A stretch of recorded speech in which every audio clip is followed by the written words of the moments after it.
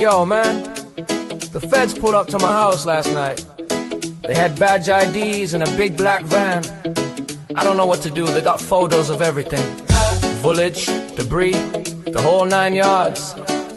What am I supposed to say? Say it wasn't you. But they got me on camera. Didn't matter, say it wasn't you. And what about the lights in the sky? Those, It wasn't flares. it wasn't flares. Agent knocked and he caught me red-handed, chatting with a grey in my garage. Picture this, we were swapping intergalactic gossip on the world. Do I say it wasn't me? Caught me scanning the skies with radar. Caught me downloading files from the NSA. Had a Roswell rock collection on the counter, and a flying saucer parked along the driveway. It wasn't me. It wasn't me. It wasn't me. It wasn't me. It wasn't flares. It wasn't flares. It wasn't flares. It wasn't flares. The alien in the basement. It wasn't me. The crop circle in the yard. It wasn't me. Those glowing orbs above the hill. Stephen Greer says it wasn't flares. Yeah, it wasn't flares.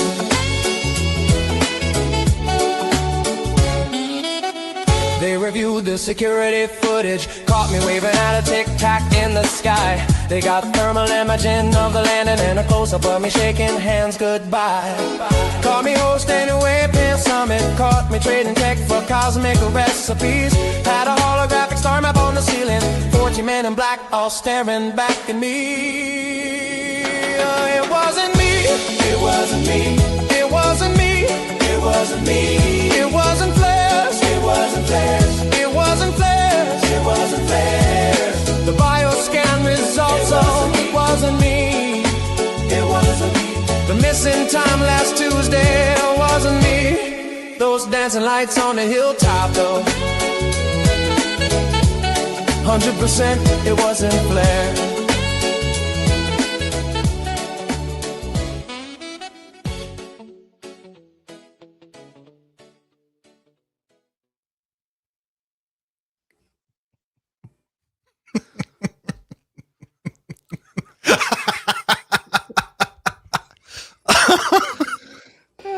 Oh my God.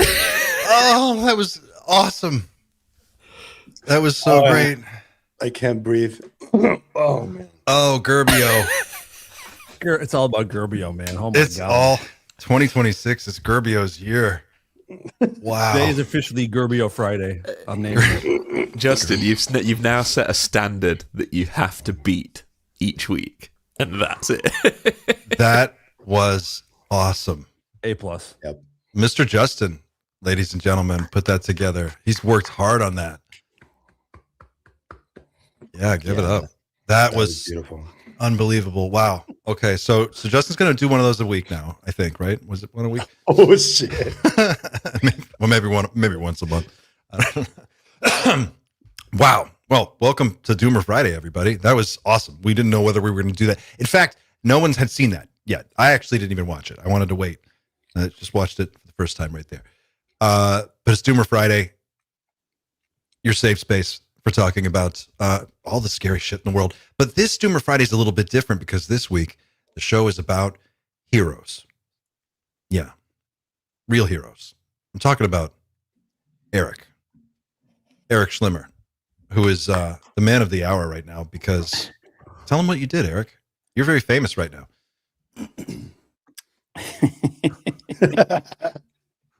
When I got Sorry to here, put you on the Pablo- spot, man, but No, that's okay. When I got here, Pablo's like, "There's the hero," and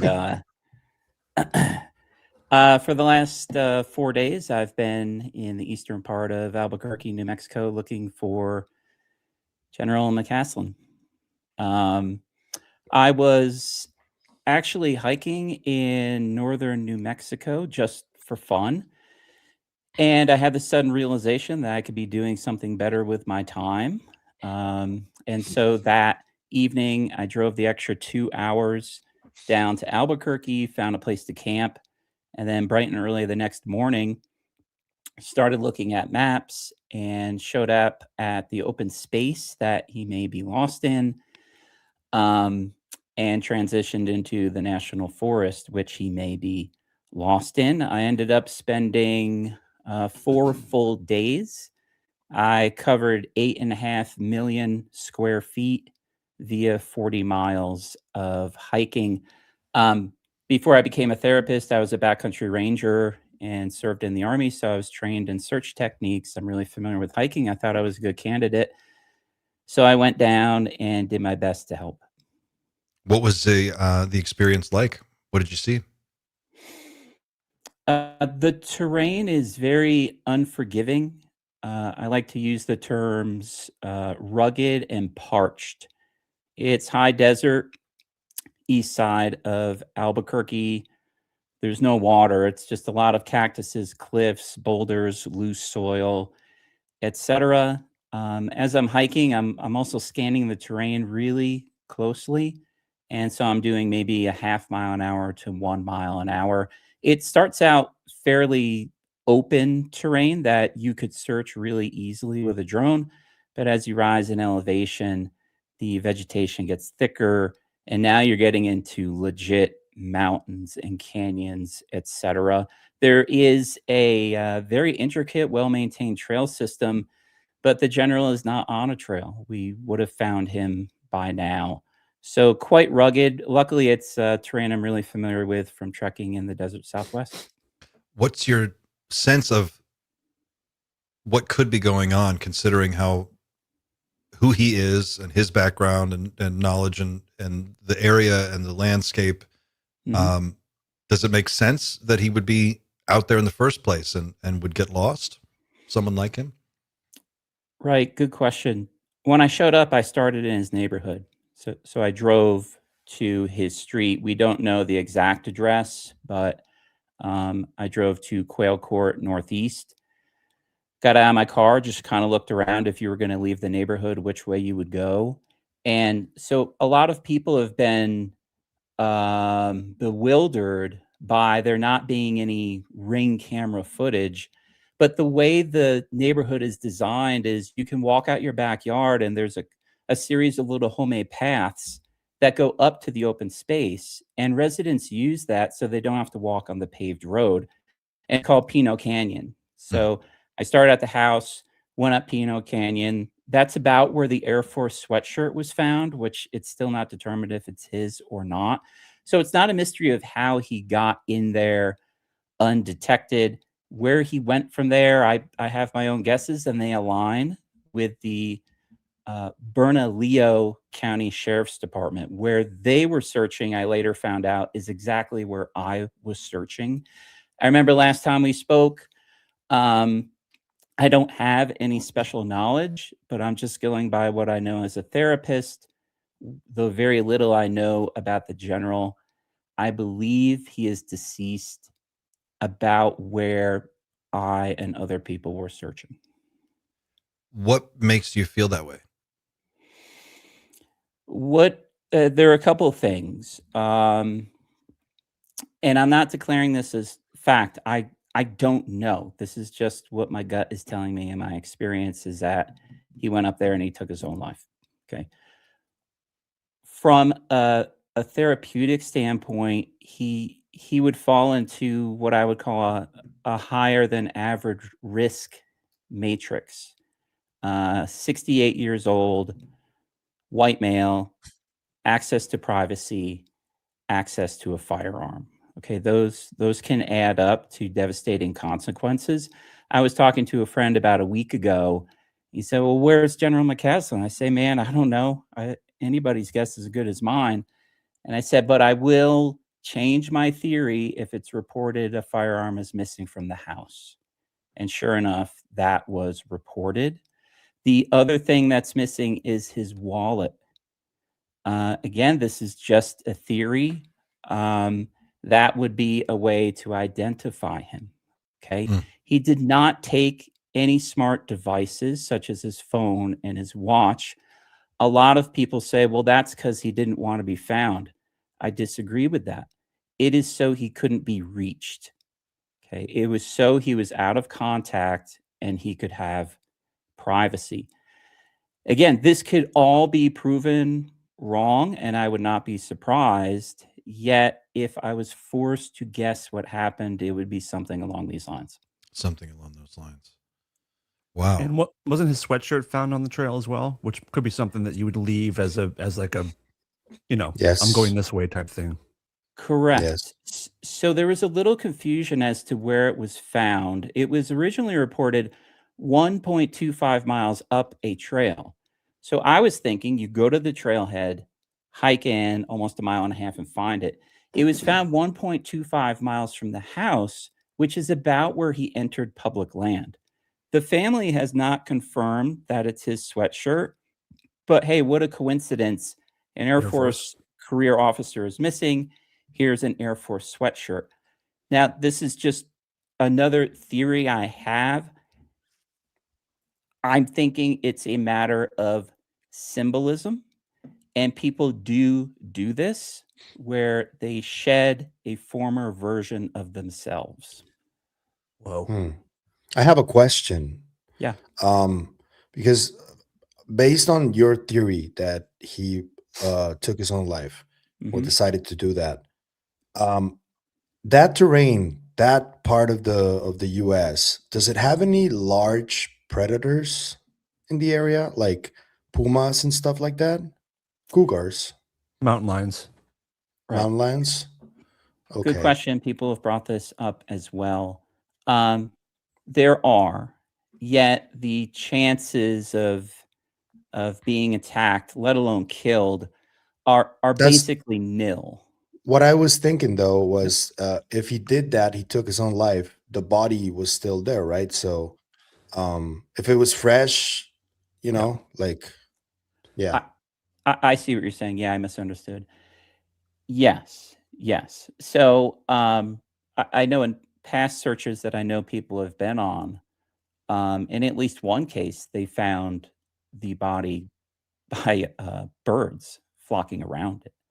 Sure. And so there are some cues that nature can put out. When it comes to the firearms, some people were thinking, well, and what I thought you're asking, they were saying, well, there are mountain lions and bears and stuff like that up there, so he would bring it to protect himself. His wife said that was never the case. He hiked without it, and that it was strange that it went with him this time. Question. Is it also possible that, because we have to look at the two other possibilities, one of them is sort of conspiratorial. Is it also possible that he, one, took his gun and just his wallet in case something happened to him because he felt that like he was probably going to need the gun for a meeting or something? He didn't want to be traced. So that's also possible, right? Still. It certainly is. Yeah, there Yeah. are a lot of possibilities. Anything's possible. The main question is, what is probable? Yeah. I know that one other person has mentioned the theory I have. That's an ex-FBI agent who was featured in a Newsweek Yes. article. Yeah. And when I read that, I was like, yeah, that's kind of the same thing I'm thinking. But there's just so little information. If you think about this from day one, and we're somewhere around day 23 right now, not much information has been gleaned, and we're still pretty much guessing where the general is. Yeah. What is possible from the air over terrain like that? I mean, is it possible to do any kind of useful search by air? Yes. So initially what they were doing, so there are generally 3 phases to a search. The first one would be hasty. And so you quick run out and you're going to the picnic areas and the trailheads and the campgrounds, and maybe you're going to see them there or on a trail. After that, you can start a sweep, which is a bit more methodical. According to the sheriff's office, that's where they brought in drones, and you can just racetrack a drone around or just run it in a grid-like pattern over the lower elevations. So it's almost all an open field with a couple trees scattered around. Mhm. They also brought in a helicopter with FLIR, forward-looking infrared, so that would be able to detect body heat. That's how sensitive it is. However, if the person is deceased, they're obviously not putting that heat out anymore. And then sometimes they work in unison and sometimes they're a bit different. they're searching in what you would call a high probability area. Okay, so we think that this person went there. Okay, a part of that equation is it probable that you'll detect them, which is a little bit different. Okay, and so as the time goes on, and you've already scanned the area with drones, FLIR is now ineffective or pointless. Now this dynamic is changing a little bit. So the place is so rugged. It's just amazing. Giant boulders and brush. There were a lot of parts, though, I'm looking really carefully. There could have been something 10 feet away on the other side of a boulder. I don't have the time to go around every boulder. Right, right. And so, But what is the radius that makes sense for a guy his age and ability? Like, how far could he conceivably get before, if he succumbs to just dehydration or whatever? right. Great question. So he's 68 years old, but he's in really good shape. He's a cyclist, he's a skier, he's a hiker. Okay. So being physically able, and he left before noon, and it gets dark around 6 or something like that. So he's got 6 hours. Let's say he's going 1.5 miles an hour. He can go in 9 miles. Okay. The sheriff's office spoke to some of his friends, and I was dying to know this question myself. Where does he like to go? Where is he comfortable? All right. And it's a place called Domingo Baca Canyon. And it was just surreal. As I'm searching the canyon, the press conference comes out and says, if you're going to look anywhere, you should be in the canyon. So it's just weird. So I'm up there. So he could be up there. But if the theory is correct that he took his own life, that puts in another part of the equation where you may want to go to your favorite destination 5-6 miles in. But there are two things. Primarily, you're seeking privacy. That can be seen sooner. But your nerves are strung as tight as a piano wire. You can't physically hike to your destination. So I consulted actually with AI quite a bit, trying to build this matrix of a likelihood. I'm thinking, the sheriff's office is thinking, and AI was thinking somewhere around 3 miles in. So that would be a mile from the house and then 2 miles into the mountains. So somewhere in there is as far as he could be reasonably expected to have made it under Right. those conditions. Yeah, they're thinking somewhere around there. Now, the canyon theory I was into, like he really liked Domingo Baca Canyon. I've abandoned that. I think it's too far. And it's a very narrow canyon with a trail. He would not want to run into another person. I don't think he would risk having an encounter with maybe somebody he knew. I'm Yeah. thinking about 3 to 4 miles from his house. Wow. If this theory is correct. If that's correct. But I mean, how often does someone that close to their point of departure, right? If they're within 4 to 5 miles from their point of origin, is it common to not know where they are by this point, like 20 days in? I mean, It is. It is. Really? Yeah. So in general, some people were asking me, so when I showed up, like on how day lost is 17 lost, I guess is what I'm asking. How Right. lost can you get? Right. How lost can you get? Yeah, you would think you would be in that area. Most searches are seriously scaled back around the 2-week point. Okay. Yeah. So I got there at day 17. It was pretty much a ghost town. I did actually just run into some deputies in Albuquerque and came up to them because I needed to find out how I could submit any information I might have. We got to talking. And I said, man, I didn't see anybody out there. And they go, yeah, it's usually scaled back about 2 weeks. He goes, but we do have a unit going up there. It's called the Open Space Unit, the OSU. And these are deputies trained in backcountry search techniques. So at this point, a lot of this area has been gone over with a fine tooth comb. It's like 80 to 90% probability that area is clear. And now, from what I've been told and through the press conference, is if some new information comes up, they'll check it out. Okay. So, for example, I found something out there. I don't think it belongs to the general. It's a water bottle, but it's a special hiking water bottle. And I found it off trail, which was very odd. Okay. So I took a photo and I've been talking to the sheriff's department and they're going to send it to relatives to say, is this his bottle? I would have heard back from now. So it was simply a lost bottle. But they're still accepting these leads where I found a piece of a red backpack. I found this weird footprint. Then they'll go into the field and check it out. But right now it's been seriously scaled back because they searched so much. Did Yeah, the Air like Force 7 contribute to days. the search effort or the That military? was my next question, Clay. I was going to ask the same thing. If the military ever gets involved for Right. look at that. Right.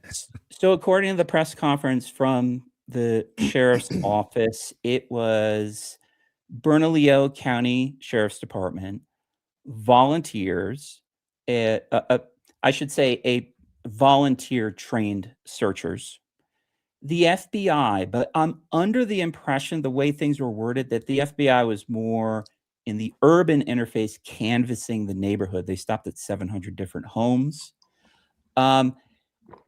I think I read the Air Force was not involved at all. Now, AI pointed something out, but I don't know how plausible this is. They said, well, I wonder if they're scanning the terrain with satellites. That's quite possible. Yeah. I mean, they can pretty much read my license plate from space. So though no one's on the ground, there may be something going on above us that we don't know about.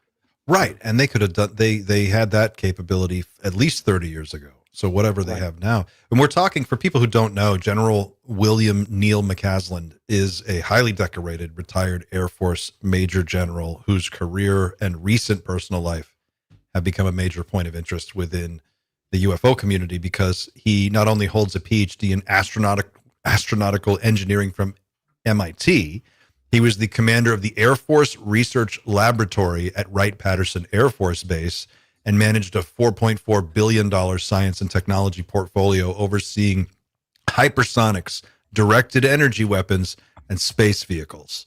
And he was also the director of special programs at the Pentagon, where he served as the executive secretary for the Special Access Program Oversight Committee, which gave him purview to the military's most sensitive black budget programs. He talked to Tom DeLonge. He sent Tom DeLonge. They exchanged a number of different emails, and Tom identified him as a key advisor who supposedly had direct knowledge of the Roswell debris and its storage at Wright-Patterson Air Force Base, which tracks with somebody with his credentials. So the hypothesis right now is that he was possibly a gatekeeper for this highly classified program that is starting to sort of come to light in recent months and years. And that's why it seems really weird that there wouldn't be a bigger government search under, it seems like the military would want to find this guy. You don't want this guy's knowledge falling into the wrong hands. He's, even retired. Did he know the JPL scientist that went missing on a hike last year? Was it last year or late year before? I think they knew each other as well, right? It was in June. Yeah. She worked under him. And the weird part about that was when they were hiking, she was like 30 feet behind the person that she was going with. That's so and weird. she just vanished, And 4 days later, they declared her deceased, which is also really strange. Yeah, they Could never he found been- a trace of her. Gone. Could he have been, is anyone seriously considering that he could have been, snatched by a foreign adversary? As It's we said, possible. anything is possible right now. Yeah. But the most logical explanation, I think, is what sadly Eric is talking about. That's the more, logical. But you know what types of topics we deal with here. Did you guys see that account that allegedly may have been Neil McCaslin that went dark on the same day he was declared? We talked about it last missing? week a bit. Yeah. We should There's- show that again. There's like this tweet from this account where they say that many of the different engineers and physicists and scientists often take the option of the house that is protected in order to avoid getting offed by Raytheon and other companies, bad people. And I was like, whoa, that's wild. Wait. What? Say that again. He said that there is like this safe house that they go to and decide to like retire to, sort of, in order to avoid getting killed by aerospace companies, basically, if they know too much. Wait, who's Essentially, they? that's what the scientists who work at this stuff. He There's like a- made who- it seem like he knew way more about these topics than that he was like an engineer working on one of these projects. If you see a lot of the stuff that he posted, it's like really clear that he was working on propulsion and all this stuff. Oh, on the Twitter account. Yes. Yeah. I looked at we were looking at some of the schematics that he drew by hand, some of the diagrams that he kind of sketched out, or whoever. I don't know who sketched them, but that's what was posted on the account. They were really weird, very detailed. And Very there's specific. people who say that it's not him. I mean, that's also possible, but it's pretty weird the activity that account has. I feel like gotten. you And, could answer that question with a handwriting not a handwriting, but a writing analysis in like 10 seconds. yeah. You could just analyze those tweets and look at some of his own stuff, and then you'll know within a percent or two. Hey Pavel, that Twitter account is it Dragonfly NDA or Dragon F Linda? What's her name? Is it her name Linda? Oh, that's Linda. Okay. Thompson. That's Linda Thompson. So, but Linda had this tweet, which is kind of interesting. She said, "Someone here in UFO Twitter, I know the name, mentioned there are secured nursing home facilities for military who held high security clearances. In case with dementia, etc., they start talking about such things. The personnel around them cleared. McCaslin had visited someone in one. It's likely that type of arrangement." yeah, and it So could if be you know both, some right? shit, Like, if you know They some shit, and you, they erasered him. kind of, Remember Eraser? yeah. Does anyone watch that movie? Schwarzenegger, of course. well, Come on. You've I been think erased.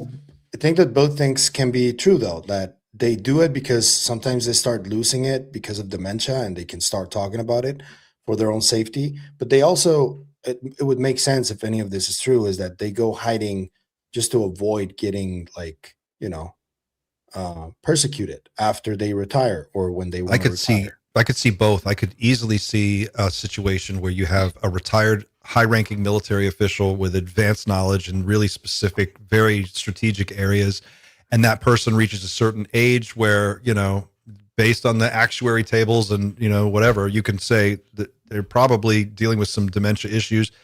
If they're retired and they're in a facility, you could have intelligence agents infiltrate as staff. You could have people, sit down and just start having conversations, build a relationship.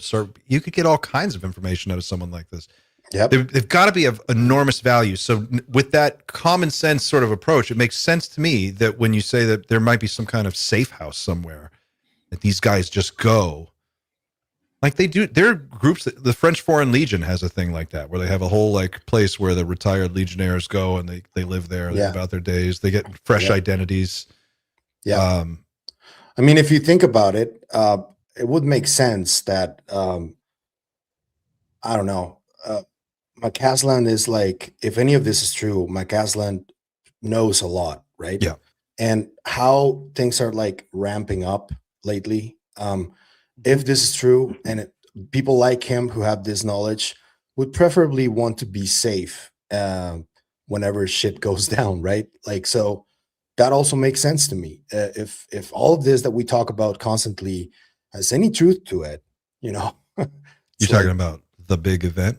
Everything, like him being part of Legacy, him being one of the people that with the most knowledge about this, both propulsion and about the beings and everything, Yeah, makes sense.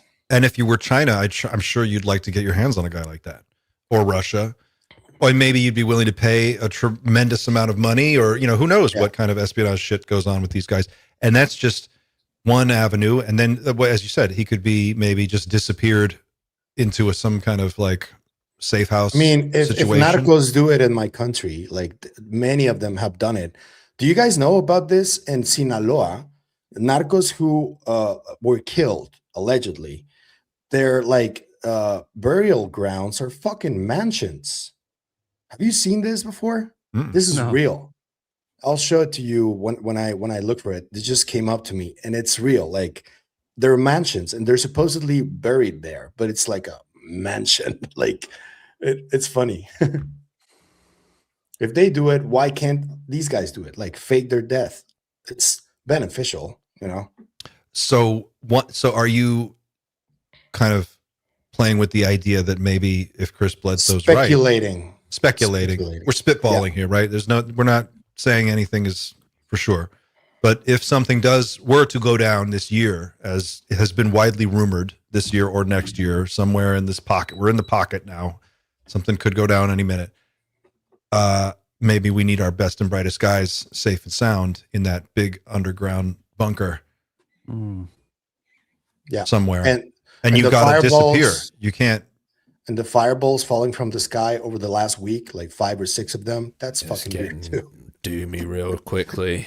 We had to get to the doom. I imagine if McCaslin was taken to like a safe place for that reason you're saying, Clint, I feel like his wife probably would have been invited to come along. I feel like they both would have disappeared unless she could meet at a later time. You know, usually with those things, like you get passage for like you and your family if you're one of the chosen ones.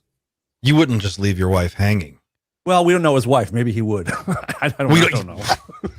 She made that weird joke, so we don't know the relationship they have. He's like, fuck this bitch, man. No way. I'm going to fucking disappear.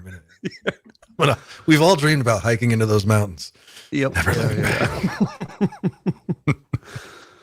But the larger point here is, I guess, that we don't know, and it's all speculation, but there are some Occam's razor does apply, as Eric has pointed out, and I think that's probably as reasonable a conclusion as any. But more than anything else, I just think it's really impressive, and my hat's off to you, Eric, for taking the time out of your life to go actually put your own boots on the ground and look for this guy out in some really unforgiving place. And some real human being shit. So thank you. Yeah, dude. That was great. Well, what a guy. I really appreciate that. It's really lonely. You're out there by yourself, and it's super stressful because I went there to help, but to be honest, I didn't want to find anything. I don't want to have that experience personally, but if it happened, it happened. And I kept it kind of on the down low till News Nation found me wandering around a parking lot sunburned. But before is that how that happened? I was just really out there on my own, and we gotta hear the clip. Yeah. And Pavel kept in touch with me, so thanks, Pavel. I really appreciate it. I had a couple people just kind of checking in, and thanks to Dan for giving me the heads up that you were out there, because I didn't know, and Dan was the one who alerted me. So yeah. Well, Eric asked, he was asking like who knows the most, who's the most up to minute person. I said Pavel for sure. Like Pavel should be your guy behind the scenes. Yeah. Thanks. Well, I think it was I was watching Matt Brown on Weaponized, and he's such a stud anyway. You know, just what a great guy. And I was thinking about, I'm not all the way through the interview yet, but I'm working my way through it. And I got to the part where he was talking about the personal cost of just being, in the situation that he's in. And he's in the situation he's in because he's a good guy, and he's one of the good guys. And that's what good guys do. You get into, you take one for the team. And I'm just thinking about the types of people who you see coming forward in this movement to get to the truth are really some of the best people, just truly some of the most human beings with the biggest hearts and the most concern for their fellow humans that I've ever come across. That he can help in this search for General McCaslin. He told me about some of the dangers that people might face if they are stuck out here in the mountains, whether or not they get disoriented or not. He also expressed a bit of disappointment at what he's seeing as a lack of real effort from these local officials to try to find the general. So I've been spending most of my time off trail, and it's very, very rugged. A lot of loose rock, loose soil, cactuses, boulders, extremely rugged terrains. I'm really surprised I haven't seen anyone. So I got here 3 days ago now. I'm under the impression that a lot of the searchers are volunteers, so they're going to be out here on a weekend. But I was out here all day Sunday, didn't see anyone. I haven't seen any aircraft, haven't seen any drones, haven't seen any searchers. So again, the focus. Yeah. Yeah. That seems strange to me, given the wealth of knowledge that just walked off into the desert. Yeah. Yes and no. Yeah. I might have said this at the beginning. I didn't find it suspicious, but I thought it was a little odd. So I thought the search would extend more for who he is and being a local resident.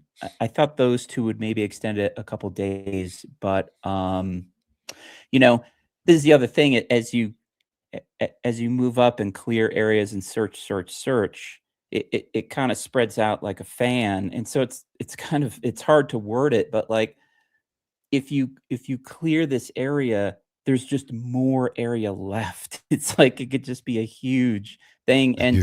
Some people say, well, searching is like a needle in a haystack, and I told Alex at News Nation, I was like, dude, I don't even know if I'm at the right farm, like let alone the correct pile of hay. It was total guesswork. I mean, it's educated guesswork, but I was guessing. But that's my point, though, is like given the portfolio, the $4.4 billion portfolio that this guy used to manage, he's a very high-ranking, guy with a lot of very strategic technical knowledge. I mean, the knowledge that he's walking around with is literally the same information they kill people for. Yeah. If Tom DeLonge is correct, and so far Tom, he knows his shit. I have no reason to doubt what he says, but if Tom is correct, this guy knows where the bodies are from Roswell. Mm-hmm. Yeah. So you would expect to see, at least the Air Force or make an appearance. I would think, for a guy like that, they would just say, well, we need to get some people out there, or at least run some aircraft over the area. Yeah, it's one of your own, it's one of your own guys. Yeah. Wasn't Tom also told to shut up because he was doing way too many interviews and he just like went dark after the Rogan interview? I think that happened. DeLonge, maybe? I don't know. Was he told to shut up? Yeah, because from 2014 to 2016, he did interviews with like Jimmy Church, Linda Moulton Howe, and that's where he spoke about like the whole thing, like what he wrote in Secret Machines. That's what he discussed in all of those interviews. Yeah, and there was a certain moment when he just stopped, and it happened right after the Rogan interview, and it was weird because he was talking about some wild stuff about like ancient gods and all that, To be fair, too, that's also when he reunited with Blink-182, and they got busy right away, which has led to like nonstop work since then. Records, and he's got to do stores. that. Yeah, I mean, that's his bread and butter. And you know what? Maybe part of him coming back was like, dude, you got to slow down on the UFO stuff because it might be weird for the band. Oh yeah, those conversations do happen. By Mark the way, I promise did you. Tell him, yeah. Like there were definitely band discussions about, hey, the stuff that you like on the side, it's making us look ridiculous. Please stop. I'm not saying that happened, but those talks do happen. Yeah. I think, I know we're going to talk about Matt Brown's interview in a minute, but one of the things that jumped out at me when I was watching it was he makes a really great point about like this is something that is going to take more than just posting on Twitter or putting up a Facebook post or going to a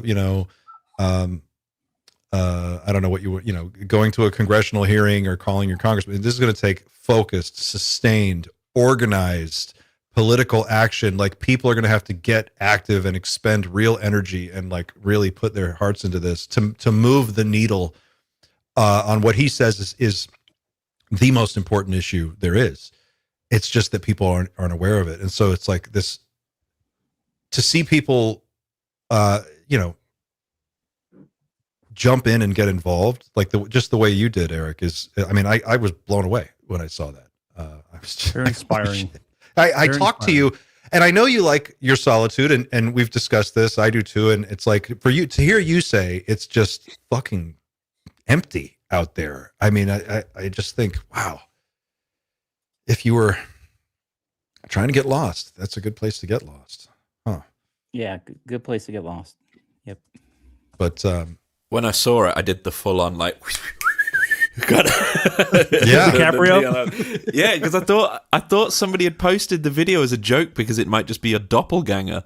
Because he had like this 4-day beard that was glorious, but I thought maybe it was somebody else. And then as soon as you started speaking, I was like, "Oh shit, that's Eric." Okay, that's actually the Slim Eric. Dog right there. That's That is the Slim Schlimmer Dog. voice. Yeah, Slim Dog Millionaire. oh, and Gerbio. We got man. 2 in one show. That's great. Great. Slim Dog Millionaire. Oh my god. What do you guys think about the aliens and alien.gov website things? I would love some clarity on it. Dude, I thought it was just like because you know how they've been with immigration. I was like, there's no way. Then that lady telling this publication, stay tuned, and then an alien emoji. I was like, what? I don't know. For people who if you're playing the home game, the federal government basically reserved the alien.gov and aliens.gov URLs. And if you look it up, you do a whois lookup, you can see it's all redacted. And it's official. That happened on Wednesday or Tuesday this week. It was the 7th. I think it's the 17th. They registered those domains. And when asked about this, one of the representatives in charge of White House communications said, stay tuned, and then tweeted this alien head emoji. And I looked at there was an interview that went up a couple of weeks ago with David Grush on Fox News, and he is talking about Donald Trump, and he's like, this guy has everything he needs to pull the trigger on disclosure if he wants to do it. He's as up to speed as anybody's going to be. Who said that? David Grush. Wow. On Fox. Yep, that's right. Oh, He's like, he said the words. He was like, he would go down in history instantly as one of the most significant figures in human history. It would be a one-time deal, and no one else would ever be able to do it. It would be him, and he knows that. But he said it in a much better way than I'm saying it. He fleshed that out a little bit more. Can I So, weigh yeah. in ever so slightly on this? And perhaps it's coming from a point of sheer optimism because I just want this to happen so badly. But the choice of URL, I think, is actually really important because if they were going to release all the UAP files and they would take UAP.gov, do you not think? Because unless they're going to share something about aliens, then there's no reason to have alien.gov. If they're going to show us a nothing burger of just, we just don't know what it is. It's unidentified aerial phenomenon. They would take UAP.gov or UFOs.gov if they wanted to keep it like really easy to remember. But the fact that they're taking alien and aliens.gov, if the White House spokeswoman Anna Kelly, if she's not just taking someone for a ride, and this really is to do with the phenomenon, I find the choice of URL really strange and quite telling, personally, because they can't mislead people. They have to. I know they can be sort of dramatic, and Trump loves to be dramatic, but there's no reason to buy the aliens.gov domain. It would be UAP. It would be UAP. I suspect the deal's going to be they're just going to say Roswell was real. I think they'll just start with Roswell, but I don't know if you can do that. This is the thing. It's like I think they might set off a chain reaction. They will. If you say anything, you say everything. Yes. You open the conversation to everything, and that's a big fucking conversation. Yeah, if you admit to one 80-year lie, then what else is a lie? Is JFK? So much stuff. That means every UFO thing is basically a lie, right? It calls everything they've ever said into question, and it basically puts all options back on the table. Right. But it's also not the first time that's happened. and they still carry on doing what they do all the time. We've had proper revelations from Edward Snowden come out, and there was a huge cover-up about the Americans being spied on by their own government, and they're still doing it now. like there's nothing ever changed. Like, they just said, eventually they were like, yeah, we probably shouldn't have done that. We won't do it anymore. Oh, dude. And I think that's probably what this will be. Like, they can tell us whatever the hell they want to just shut us up for a while. They could say, like, yeah, Roswell happened, and yeah, we had some recovered craft. We don't know anything else. That's it. That they could say that. They would be lying, but they could say that, and that would just carry on the fight. We would just carry on saying, no, you're not being truthful. But it would certainly be some sort of step forward in some respect. But yeah, I don't doubt that they would just say exactly whatever the hell they want to say. They always have. That would be like you'd get. God, that's so sad. That would be like getting disclosure, but not. We had. I'm not a Trump basher personally, but when he was running for president, he was bad mouthing Biden about he's going to drag us into a war with Iran. Like, I'd be the president of peace.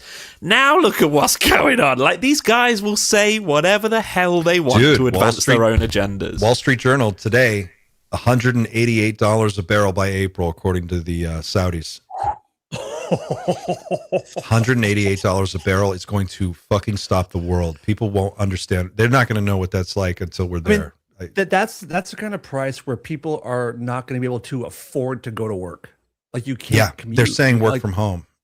You want it doomed, right? So my point being in bringing that up is, to your point, Xander, is that if you wanted to take the heat off of that conversation, it's a game of like fucking hot potato right now. It's like, don't look at Epstein, but now we're at war with Iran. No one wants to talk about that either. Okay, well, let's talk about aliens. What can we do here to just get the fucking heat off until after the midterm elections? I think that's really a big part of the calculus here.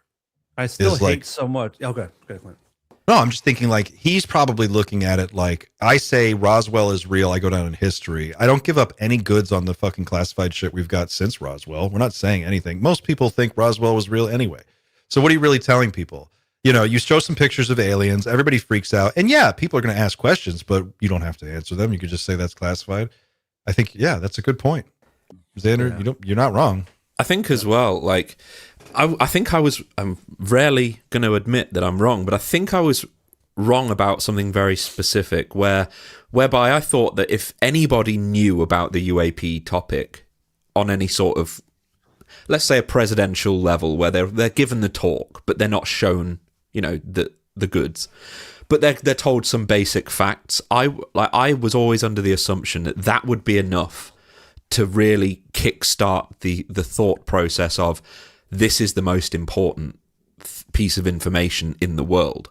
But I actually, having thought about it a little more, what would happen if tomorrow they actually announced that aliens are real without providing any real context?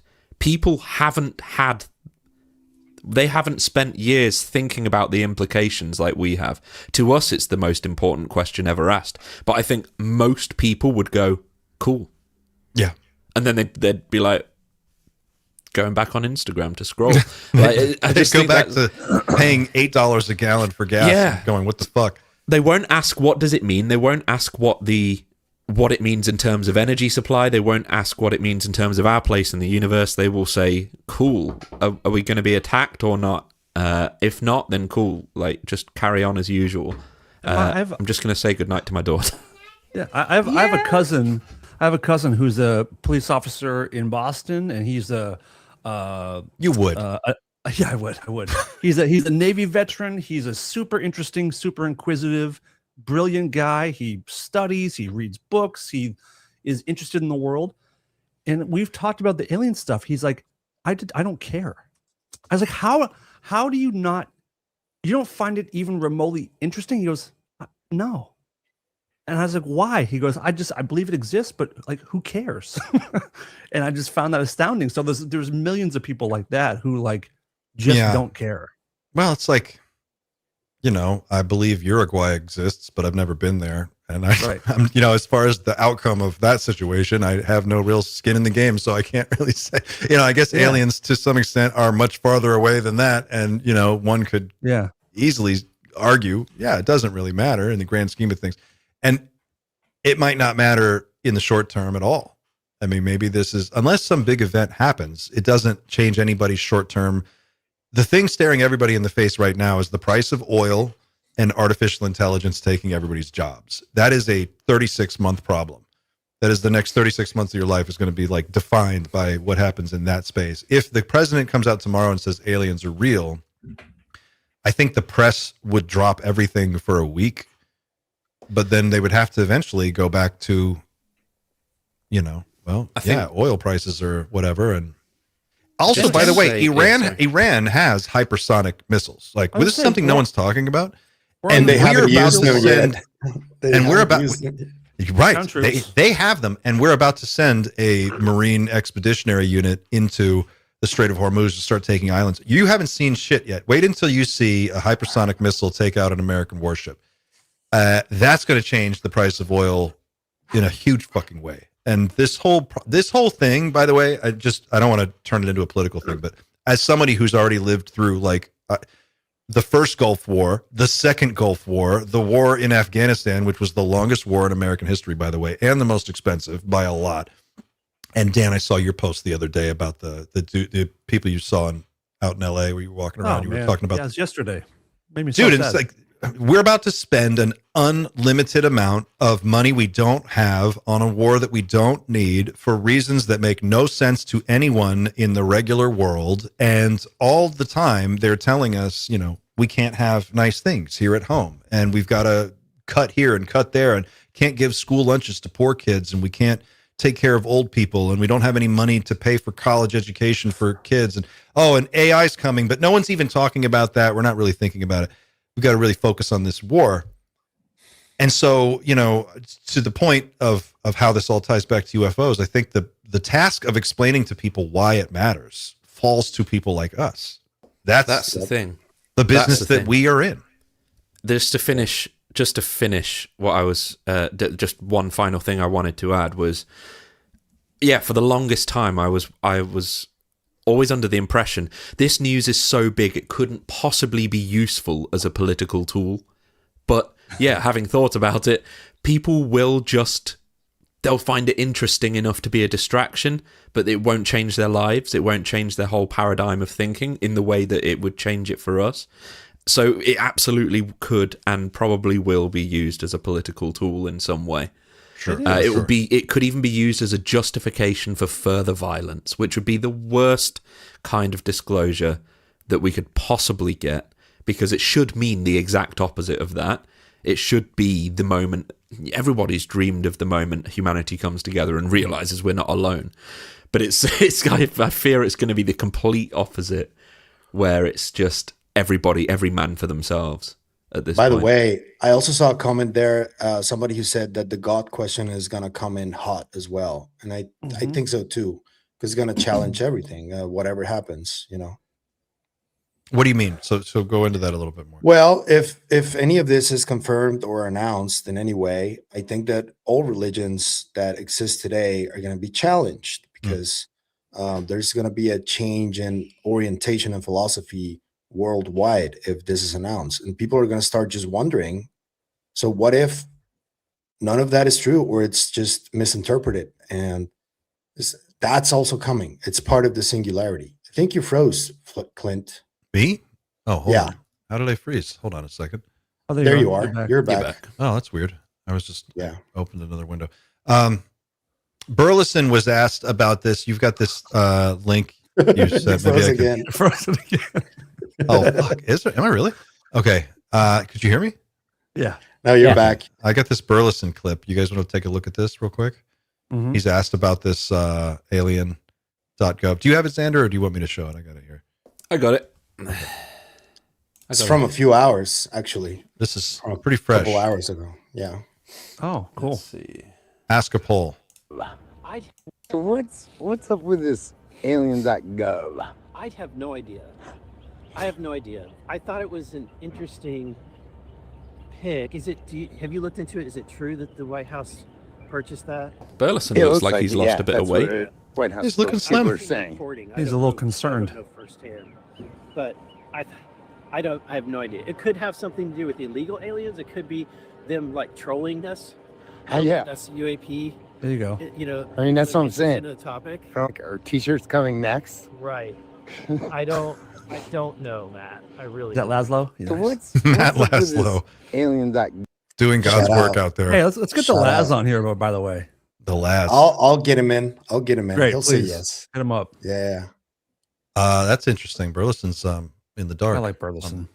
I do too. Yeah, big fan. He is looking slim. You're looking good, Eric. Whatever you're doing, keep it up. It's called anxiety and fear. Anxiety. It's the anxiety and fear. I thought he was doing a kettlebell thing. Anxiety and fear. It's a lot of that. What did you guys think of Matt Brown's weaponized interview? Has anybody made it through the whole thing yet? I have not. Yeah. I'm about an hour in. Yeah. I have. I already saw it twice actually because I needed to do something. You've done a Way to rub it rewatch. in, man. This is Pavel is always flexing on how much time he I don't has. have kids, bro. I don't have kids.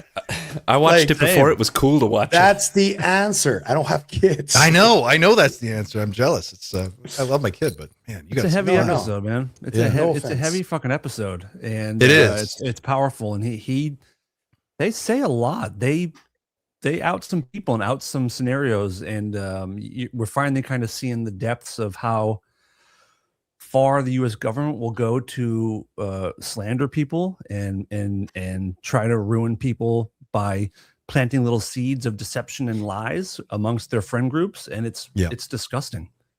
Yeah. Yeah. What was the biggest? Was there one particular moment or anything he said specifically that really jumped out at you about anything? Yeah.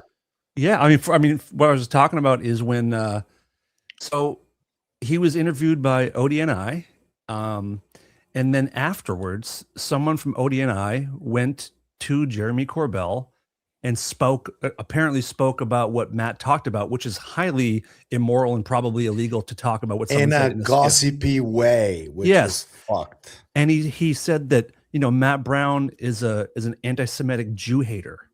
Like that's what Jeremy was told, that And a racist. and a racist and a Jew hater. Yeah. He also Character was told that Matt Brown owned up to making up Immaculate Constellation. Yeah, once he was presented with the fact that we can, what was it, look up like search histories and stuff, or see, basically what was it, Pavel? You saw it twice or three times. What do you mean?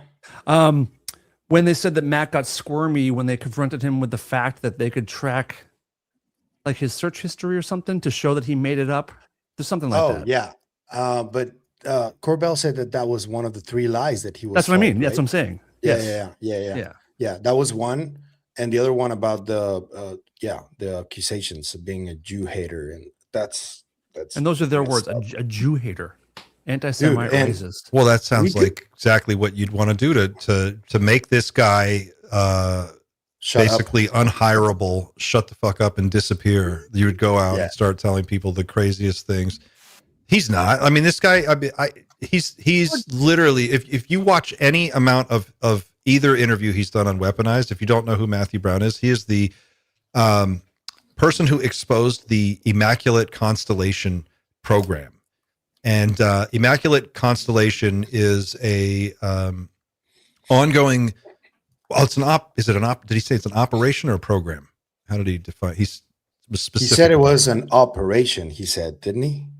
I think Immaculate Constellation is a AI program that scours all of our intelligence apparatus databases and extracts all data that is flagged as possibly being UAP data, and then somehow siphons it together into one database so that a person with the right amount of access basically has a dashboard heads-up display with real-time fucking data on anything they want. I guess this is what it sounds like to me. That was the program, or the thing that he is known for. And then in this interview, he really went into some detail about the lengths they go to discredit him, and how they have people working at military bases on military computers during work hours, actively sabotaging whistleblowers online in chats and in Reddit forums and anywhere. That was pretty. It's pretty dark. It's dirty Yeah, stuff.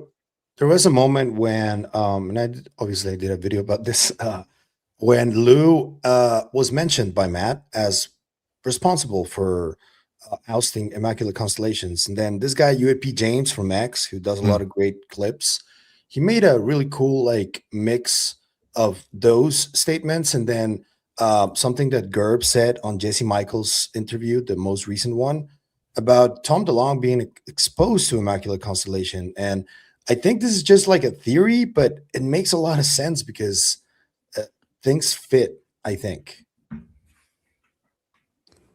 Let's hear it. Maybe my face is on a PowerPoint briefing as the next person to expose Immaculate Constellation, although apparently that honor goes to Mr. Lou Elizondo. Thank you, Lou, for exposing Immaculate Constellation. The briefing itself listed him through his exposure of ATIP OSAP as responsible for exposing Immaculate Constellation. Whilst he was at TTSA, Lou Elizondo was liaison to the NRO. He was liaison to the NRO. Whoa, I don't think a lot of people know that. No, that's not public knowledge. One of my advisors was from the National Reconnaissance Office, high up. I think a strong argument can be made. Tom DeLonge was exposed to elements of Immaculate Constellation. They call it episodic visits. That's all I know. Episodic, meaning like they have time periods where they like. If you listen closely to that Joe Rogan interview, Tom DeLonge talks about episodic visits of craft. The Department of Defense figured out, a physicist there, an algorithm of how to compute when the things fly in and collect smaller ships, like motherships, small ships, at what longitude and latitude and what essentially what orbit it would land at when it would collect these other machines. This is wild. And so they tested that, and all I know is it was successful. And if you look at the Immaculate Constellation documents, numerous sightings talk about how the sensor collection platform seemingly had foreknowledge of the event, almost like the system was put in place to collect data on the appearance of the UFO or ARV, but the system knew it was going to be there. It had foreknowledge. It could track the erratically moving Tic Tac or the saucer. So I think there's a connection there with those episodic visits and the foreknowledge of craft sighting in the Immaculate Constellation documents. The timelines add up too. I think that's something that worthy to be explored. If you ask Luis Elizondo if he was read into Immaculate Constellation, of course it's a USAP, so he'll have to deny that. But I think there's some interesting questions there that could be explored. Gerbio, what a hero! That's some good info. That tracks with what Eamon Ansbro has been saying. He says that there is an automated system where these ships deploy smaller ships that go out and do missions, and then they return and they run on it's a predictable system, and they are able to basically tell when and where they're going to appear. He said this. That's interesting. I had not heard Tom DeLonge say that. This is corroborating something that Eamon's been working on for 30 years. An automated surveillance system, which also kind of aligns with what Beatrice and her team VRL has said about pre-Sputnik orbital objects that were artificial in origin and sighted in all these astronomical places. Fuck. And it also I just got with, that just expanded my and it also lines up with Patrick Jackson's sphere network theory as well. Fuck. You're right. Cosmic Internet. I was just talking about the Sphere Network. Cosmic Internet. Wednesday. Where's that? I've got his book. Cosmic Internet. Oh, shit. That's right. It's back there. And there's a specific example of supposed foreknowledge in the Immaculate Constellation document where I think it was a Russian ship, like way out in the middle of the ocean, and a black triangle materialized, and they think it knew it was going to materialize there because why else would you be there? And they used the term foreknowledge, F-O-R-E. And that's a video that Matt saw himself.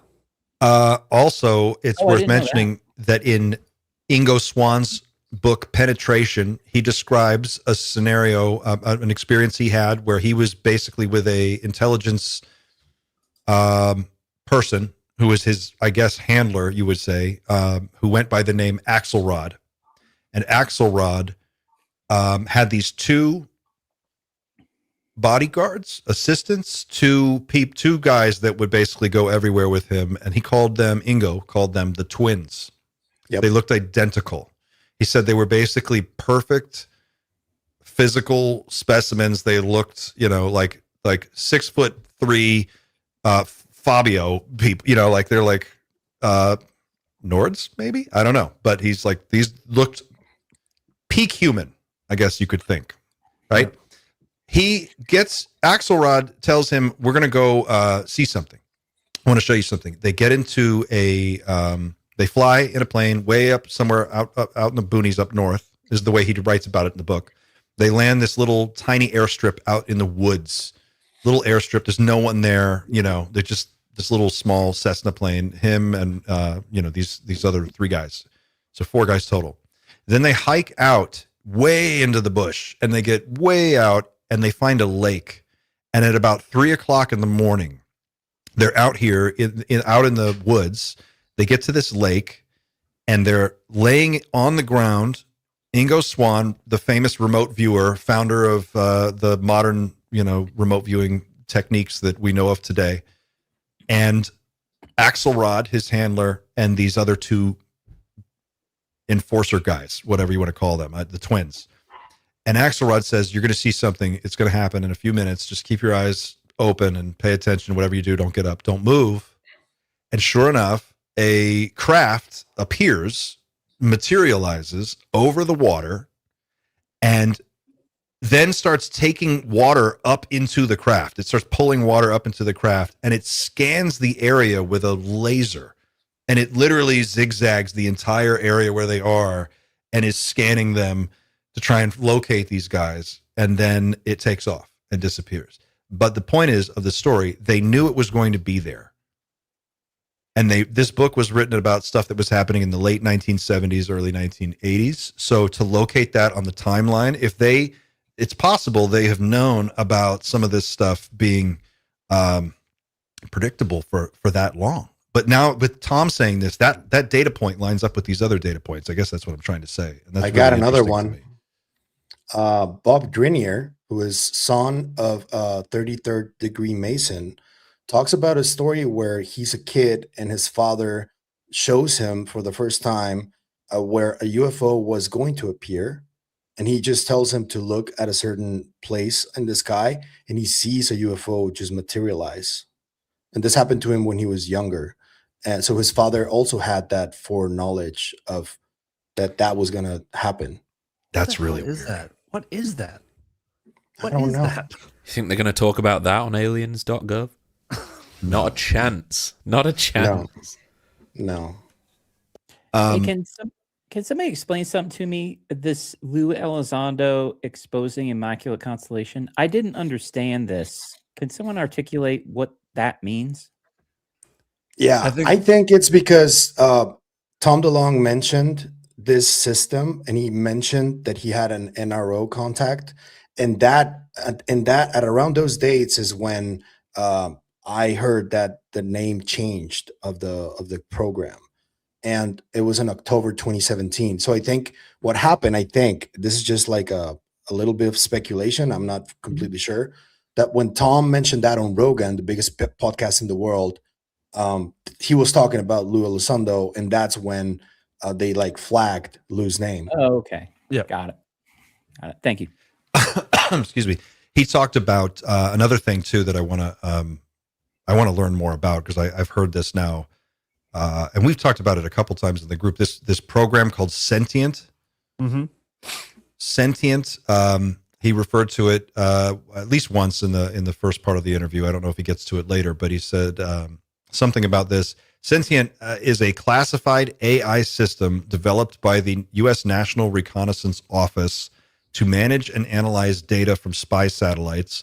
It ingests huge amounts of multi-source intelligence data, imagery, signals, etc., automatically detects anomalies by learning what the normal patterns of that data should be, predicts potential threats or adversary actions, and it autonomously tasks and redirects satellites to focus on high interest areas called tipping and queuing. The aim is to speed up intelligence collection, reduce human workload, and make satellite ops more proactive and efficient. Development began around 2010 with key milestones by 2013. It was publicly revealed in 2019 via declassified docs and reporting. The Verge called it an artificial brain. Much remains secret, but recent NRO statements as of 2025 describe shifting toward AI-driven satellite constellations that handle plain language queries and autonomous coordination capabilities that align closely with Sentient's original goals. Huh. I remember when Dan told us for the first time about synthetic sentience. Remember, Dan? That I do. That was pretty wild. Yeah. So it's like it's the command software that gives like the top tier people, you can just give voice commands like on the bridge of the Enterprise, and your fucking system will just, your whole intelligence apparatus will respond. So some in real time. Of you guys know about a project I'm working on and something I'm trying to get a hold of for, we've talked about it privately, but that ties into, I have a NASA document from 1992, which is public, and I'll share it at some point, but it's about this thing it's a system called Auto Class 4, which started in the late 80s. And what it was an artificial intelligence program that NASA developed to sort through footage and data that was collected in space or from certain space programs, to automatically put it in certain files to make sure it went to the right people first. This is, again, 1992. The paper was published, which means this is probably going on late 80s, early 90s. But to me, when you read all about it, it sounds like exactly like an early version of Immaculate Constellation. And it's called Auto Class 4. I couldn't believe when I found it how close it was to what we're talking about now. Is that like auto classification system? It was an algorithm based program that would sequester information when it arrived in this database. It would basically look at the information, and this is before like hashtags, like it would have to like look at the it was artificial intelligence in the way that it would be able to look at the actual substance of the information and then basically classify it, send it to where it needs to go. I mean, and that was in the 80s, right? Yeah, late 80s. I mean, so this is not a new thing, and just imagine if we're doing it back then, how good it is now. Yeah, probably really, really, really good. I guess the thing I'm trying to figure out is he describes in this interview the status of current knowledge, I guess, about what's going on, at least at the level he was exposed to. And he said that point of origin was something that was still being discussed. Like that was an unsettled matter with the people who he called the graybeards that he's spoken with. And he said that that's something that's hotly debated among them. Where are these things coming from? Because I think George asked about interdimensionals or whatever, and he said they don't know really. And that's interesting. When Grush talks about graybeards, though, it's not just put off in ballet and all these people. There's a lot of people that we don't know about. There are also graybeards that also have spoken to Grush and everybody else about this, and that's why he said that too. It's not just the guys that we already know. Others, yeah.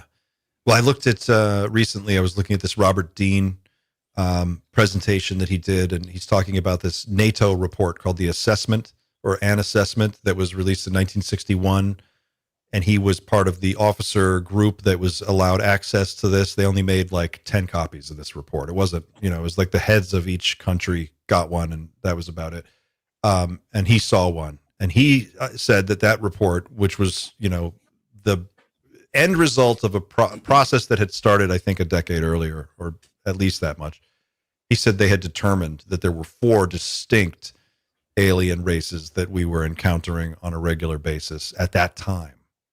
And and according to his account, that we had much more detailed information about what those were and what they looked like. They went into some detail about describing them.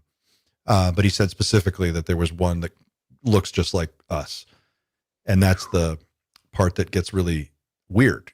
And I just, somebody said earlier, Dan, I think it was you. You mentioned, Clint. something. Who's that? Manual we have a guest. We have a special guest. Oh, hello. Oh, sorry about that. I was just doing some homework. Didn't see you there. What's up, man? Ramsey. How you guys doing? Chris Ramsey. Hey. Good. What's up, bro? Good to see you. Good to see you guys. I was just listening to your podcast, and then I got the invite from Xander there on the in the old Discord. So I thought I'd pop in, but keep going, keep conversing. It's very interesting.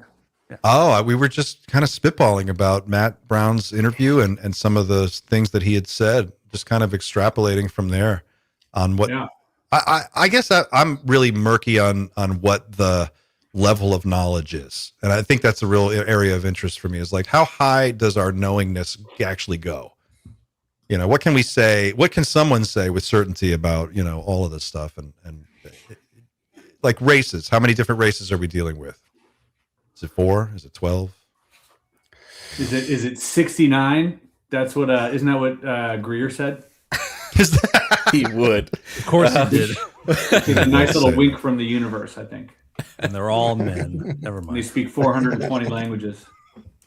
420. Cool numbers. I'd be surprised if anybody really knows. As Grush said, Darth Vader was the last guy that really controlled everything. Well, since then it's been great. Yeah, Okay, well, yeah. Darth Vader, Dick Cheney, who we're talking about, is in. I am no fan of Dick Cheney, but I will say this: that was probably one of the most shrewd politicians, political maneuverers, operators, business people, CEOs. Like, that motherfucker ran the show. He was the boss. And during the time he was there, like, not only did he destroy Iraq, he also went in and fucking rebuilt the thing and made a fortune doing it. Like, this guy, if you were going, his company Halliburton went in and they are the ones that rebuilt all the water treatment plants and all of the infrastructure for Iraq after we destroyed it. Interesting how that works. How convenient. But my point isn't that. It's political, differences notwithstanding, the man would be ideal if you were looking for the ultimate badass to run your UFO program, and you knew that the Chinese and the Russians were going to be ultra shrewd and determined to beat you. You would want somebody like that to know. Yeah, it's probably a percentage of his evil linked to his name being Dick. He shot his own friend. You know they what were I mean? hunting together. You can't shoot your own friend if you're not a dick. Yeah. I challenge you to do it and not be a dick. But I was under the impression Dick is just a nickname and his real name is Penis. Penis Cheney the Third. By the way, if you have, for anyone who's interested in this, is only because it was such a good movie. The movie with Christian Bale played him in was it just called Dick, or what was it, Cheney, or what was the name of that movie? Cheney, right? I think it's Vice. Vice. Oh my God. One of the best performances I've ever seen. I mean, he becomes Dick Cheney. I watched this guy on the news every day for 8 years. Like, this guy, he really did become that character in a way that just blew my mind. The documentary was pretty good. There's a documentary about him from a few years back that was pretty fascinating. What did you learn from it? What did it? I mean, just like how focused he was on being that guy, of climbing the ranks. I think early on in his life, he knew what he wanted to be, and he became it. Darth Vader, he wanted to be. There was a biography published that I read many years ago, and one of the things that really caught my attention is how intensely he wanted to be at the center of. He wanted to be the hub of all information. He wanted everything to flow through him first, so that by the time George Bush, if you go to President Bush and George Bush makes a decision, but Dick Cheney gives him the options. You have option A, B, or C, and all three of them are fine with Dick.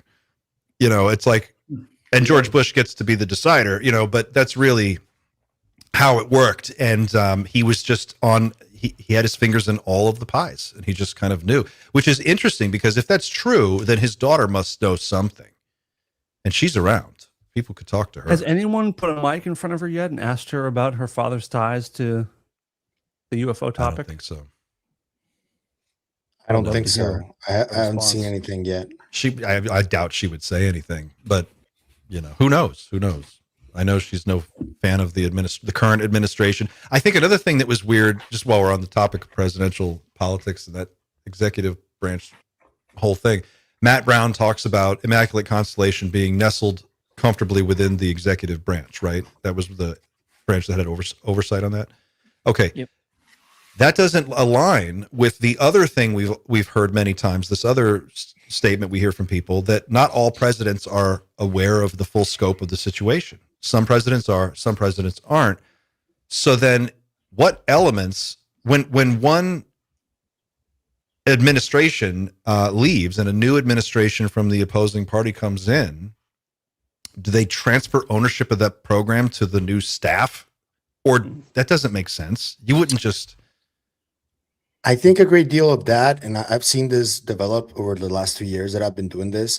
There's a lot of like children of people who were legacy, who are like very much involved in like these topics. I'm not gonna say the program because I have no confirmation of that, but this is something that I've seen as like a trend that it's like a nepo so they keep situation. it in the family. That's what I've heard. That's smart. All the time. It's a smart way to keep it quiet is to I mean, the Trumps have been around forever. That's true. And they do have that time machine too. But like, Trump's grandfather, wasn't he, the guy that like shut down Tesla and whatnot? Like, I mean, when Tesla died, he was the first one who arrived at the place where he had all his work, John G. Trump. And what did he say he found there? That's why I say they have the time machine. He said he didn't find anything like sorry guys value. Yeah. It turns out doesn't it's make any nothing. sense to me. Yeah, she's like, oh, toss it all in the van. I'll Turns get rid out of it's it. nothing. I thought Tesla would have some cool stuff, but I guess he had nothing here. we all thought we'd find something. Turns Just out a it's bunch of nothing, guys. pictures of dicks. He draws a lot of. I don't know what this is. It turns out Tesla is super uninteresting. It's crazy. Yeah.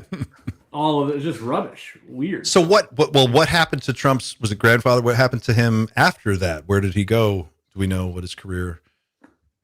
Yeah, I'll pull it up for you because he was like an MIT something really badass in terms of technology. Was that his grandfather? Or was that like his uncle? Great, uncle, his uncle, John G. Trump.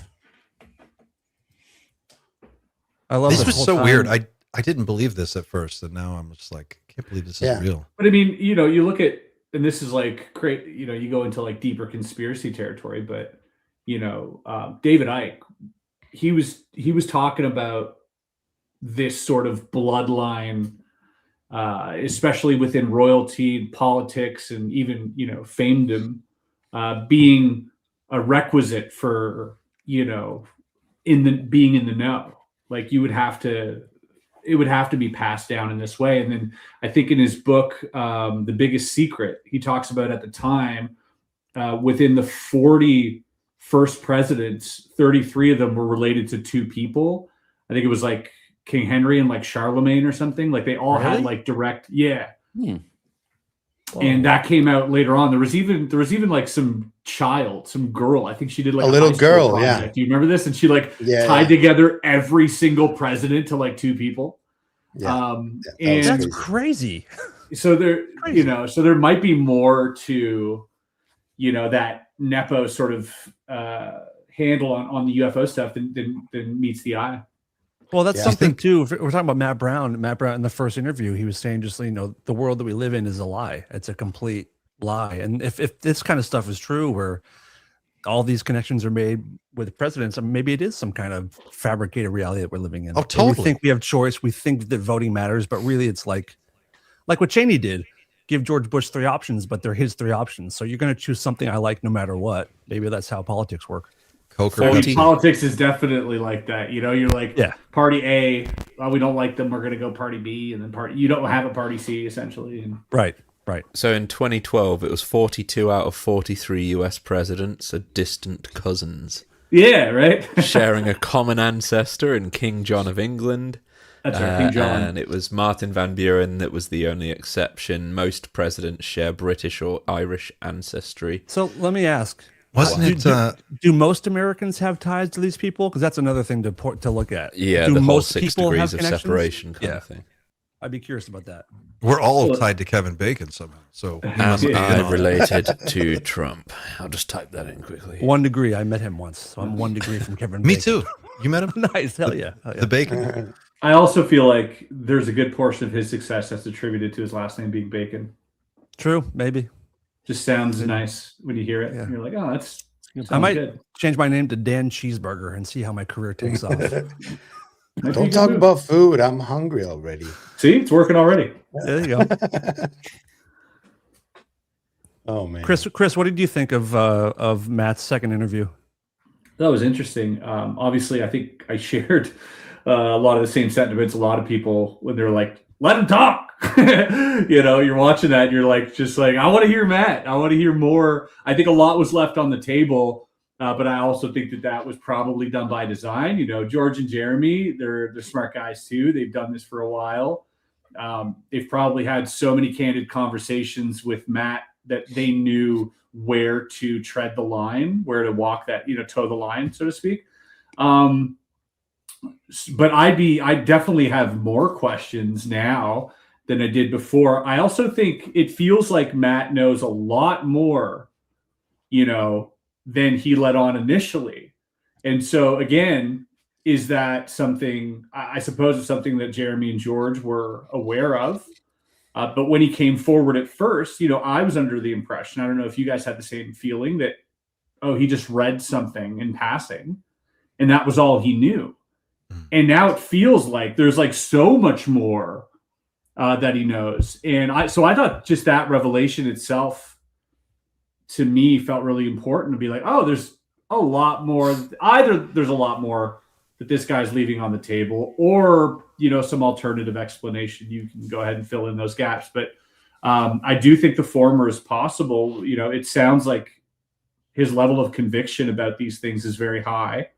Well, the Immaculate Constellation document took 2 years to write, didn't it? He was investigating for 2 years, so he's probably seen some. He was for those 2 years. He was in those servers, wasn't he? Where everyone was sort of sharing the all of this classified stuff that wasn't like properly sorted. Right. Okay. So yeah, I think the stuff in the Immaculate Constellation document is probably just the tip of the iceberg, realistically. I will say that I did have a guest on my podcast. I can't say who. I can say this guest worked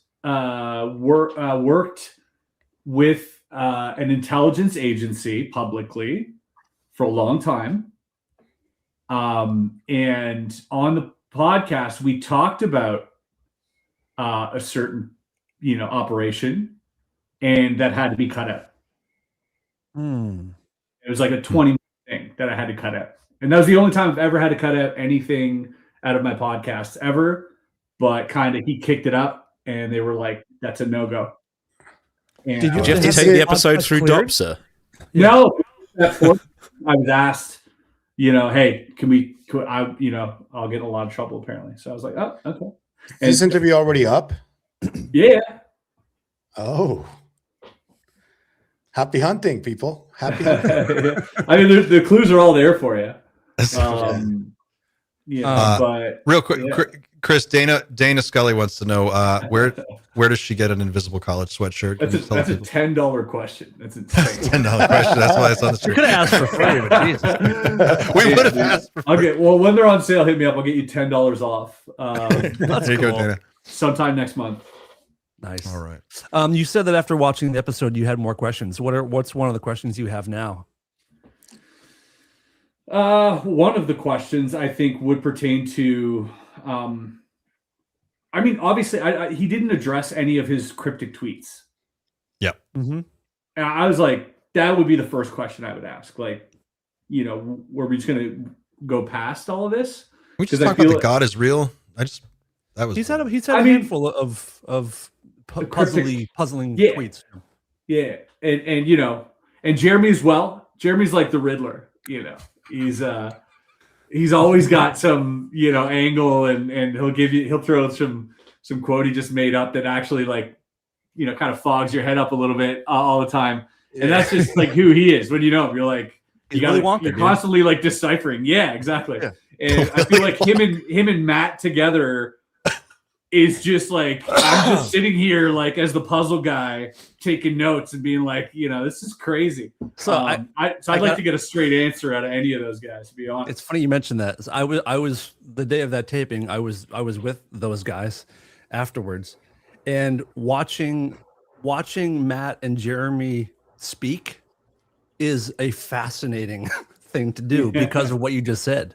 There's mystery behind everything that's kind of being talked about sometimes. And I'm just kind of like, what? Yeah, What's happening? It's like a Nancy Drew novel, or it's like a, you know, you're like Scooby-Doo and the gang trying to figure it out. But exactly. But I gotta say, as a guy who likes mystery puzzles, you know, I'm about it. Let's go. Give me the riddles. I was there when Corbell and most of us were there when Corbell and Gerb met for the first time. And it was the same thing. They were talking across. I was sat between them and they were talking at each other. And Corbell had taken like an hour to start eating his tuna salad. But they were talking to each other. I was just like, okay, the language changed about half an hour ago, and there's a lot of code. Gerb loves his code words, but these are just like not even accurate. Also, like a blood is thicker than wine, but wine is, you know, doesn't flow through the sand. And you're like, wait, what?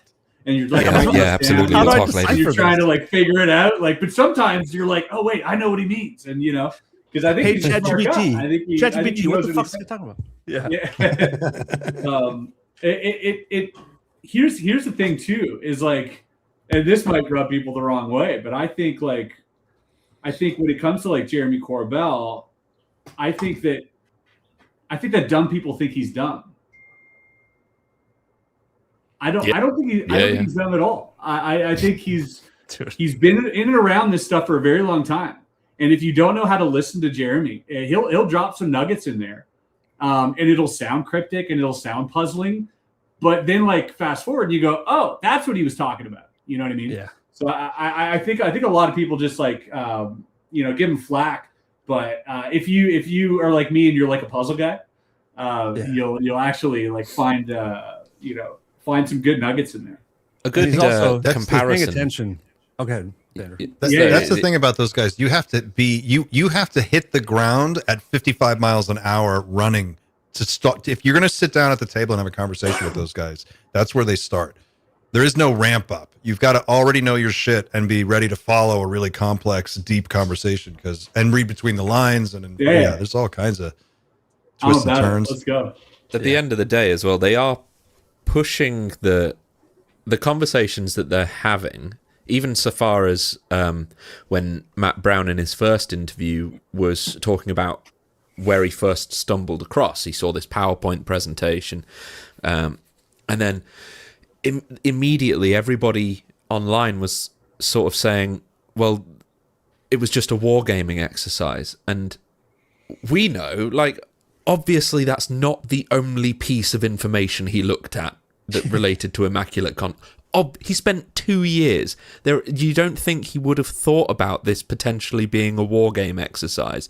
It would have been he found multiple pieces of corroborating evidence. I have no doubt. And it's the same with things like the Hellfire missile. Like, I have no doubt that it wasn't just, somebody shared in a signal chat. I'm sure there would be more corroborating evidence behind the scenes that is undoubtedly classified in some way, can't even be discussed. And then you get people saying, well, you just need to tell us and everything like that. And Matt Brown in the second interview was quite rightfully saying, like, I've lost my job. Like, you're fine on Reddit. You work in an office and your job's safe until AI takes over everything.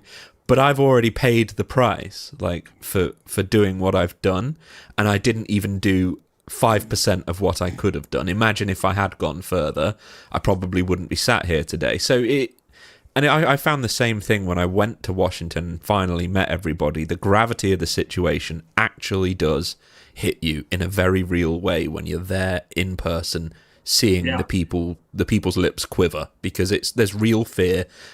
We just spent the first half an hour of this tonight wondering whether a 5-star general or a major general was kidnapped or potentially killed. Like, this is a real thing. It is a real thing. Yeah, and it needs to be taken seriously. The most recent interview, they asked, well, how have you been? How are you doing? And he said, my life's terrible and I cry every day. Yeah, that's what he said he cries Matt every Brown morning. said. Yeah, it's crazy. Damn. Yeah, it's not a good life. After you come forward, for anyone that I'm aware of, I know that Matt struggles, Dylan struggles, Jeff has struggled a bit. Lou seems to be doing fine. But yeah, it's tough. It's tough. Yeah, I think that a lot of that stuff that he hasn't talked about yet, it's not being talked about because of the initiative that he put forward on that episode, and I think that a lot of the people that are asking and demanding for more like evidence on that and more information on that should come in an initiative like that, I would guess, because a lot of this stuff that is being like fought over, if you want to really like do something about somebody hurting you or harassing you, or you go through the legal system. You don't go to X or Twitter and announce it and just create more like chaos than necessary. You go directly to lawyers and you present the case and you present all the evidence there. And then when that's out in public, then people can start talking about it. But that's an investigation, an ongoing investigation. So that's the reason. And I'm glad that they did that announcement, because there's a lot of action needed in all of those types of situations, I think. It is also kind of messed up, like what Matt was saying about, how that guy, or I assume is a guy, the redacted name was like, how he kind of has proof or something that he was actively part of like a sort of online smear campaign. I'd be curious to see in what capacity. Is it bots? Is it somebody we know? Is it a conglomerate of people? Is it, what I mean? It's that'd be interesting as well. And I don't personally like getting into that stuff because it has nothing to do with UFOs. But then it's like, we're out here, we're talking on the internet, and these people are interfering. So it's kind of whack. One thing I think is always like comes to my mind, and I don't want to be one to start a conspiracy, but all these, we have these debunkers, we have the skeptics, the regulars. You never see them go after Greer. Like ever. Like, that's a good point. And he says the wildest things. And so I always thought that was an interesting data point. Not saying there's anything there. Might be just, because I've always thought that was an interesting data point too, and I'm glad you mentioned it because I thought I was alone there. Yeah, it is kind of interesting. I don't know what to make of that. He's also what would it be? What would that mean? Well, to me, I'm just spitballing here. Stephen Greer has been very successful. He is also not attacked, as Chris pointed out, by the usual suspects who seem to be attacking everybody else in a really intense way. Those two data points are interesting to me. And he says the craziest shit, which is also an interesting data point. So if you bring all those things together, it's, some people, they want out there talking. These are the top cities on Reddit. Number one, most addicted city, Eglin Air Force Base. Yep. Addicted. So weird. That's very strange. It's based on the amount of traffic, Reddit traffic coming in and out of that base. And this was immediately taken down as soon as that got posted. That's an archive, right? Yeah, that's a web archive. Yeah. Whoa. Yeah, you can't find the original. Oh yeah, you didn't know about that? So it'd be funny if there was a stat like most non-humans visiting the place, and you're like, wait. That's what. So when Matt brought that up about these guys being at these, military bases doing this stuff on company time, basically. Yeah, there's if you are watching this podcast, right, or any of our shows and any of our channels, you watch anything we do, or you do anything in the UFO space, you've probably run into guys that are paid to get out there and muck things up in one way or another. I think that's fair to say. Statistically. Yeah. I mean, but also, on the Greer topic, it could also be that like he has a really, I would say a really strong following. Like people who follow him are very like adamant. He's done a lot for, the topic, obviously goes without saying. I think everybody has to say that.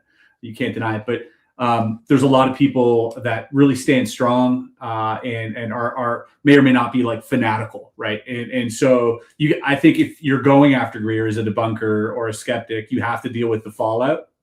Yeah. So maybe that's just a deterrent for them. I don't know. I'm just speculating as well. Greer people are pretty ride or die.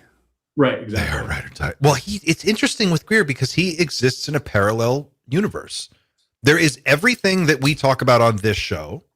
And then separate to that, completely in a separate lane, there's everything Stephen Greer is doing. And I don't know why none of these people cross over. There's really no overlap. And if they do, like Jake Barber or Michael Herrera, once they make the jump away from Greer, it doesn't seem like they go back. You don't see these people like around him anymore. They're gone. They move on and they do other things. That's interesting to me.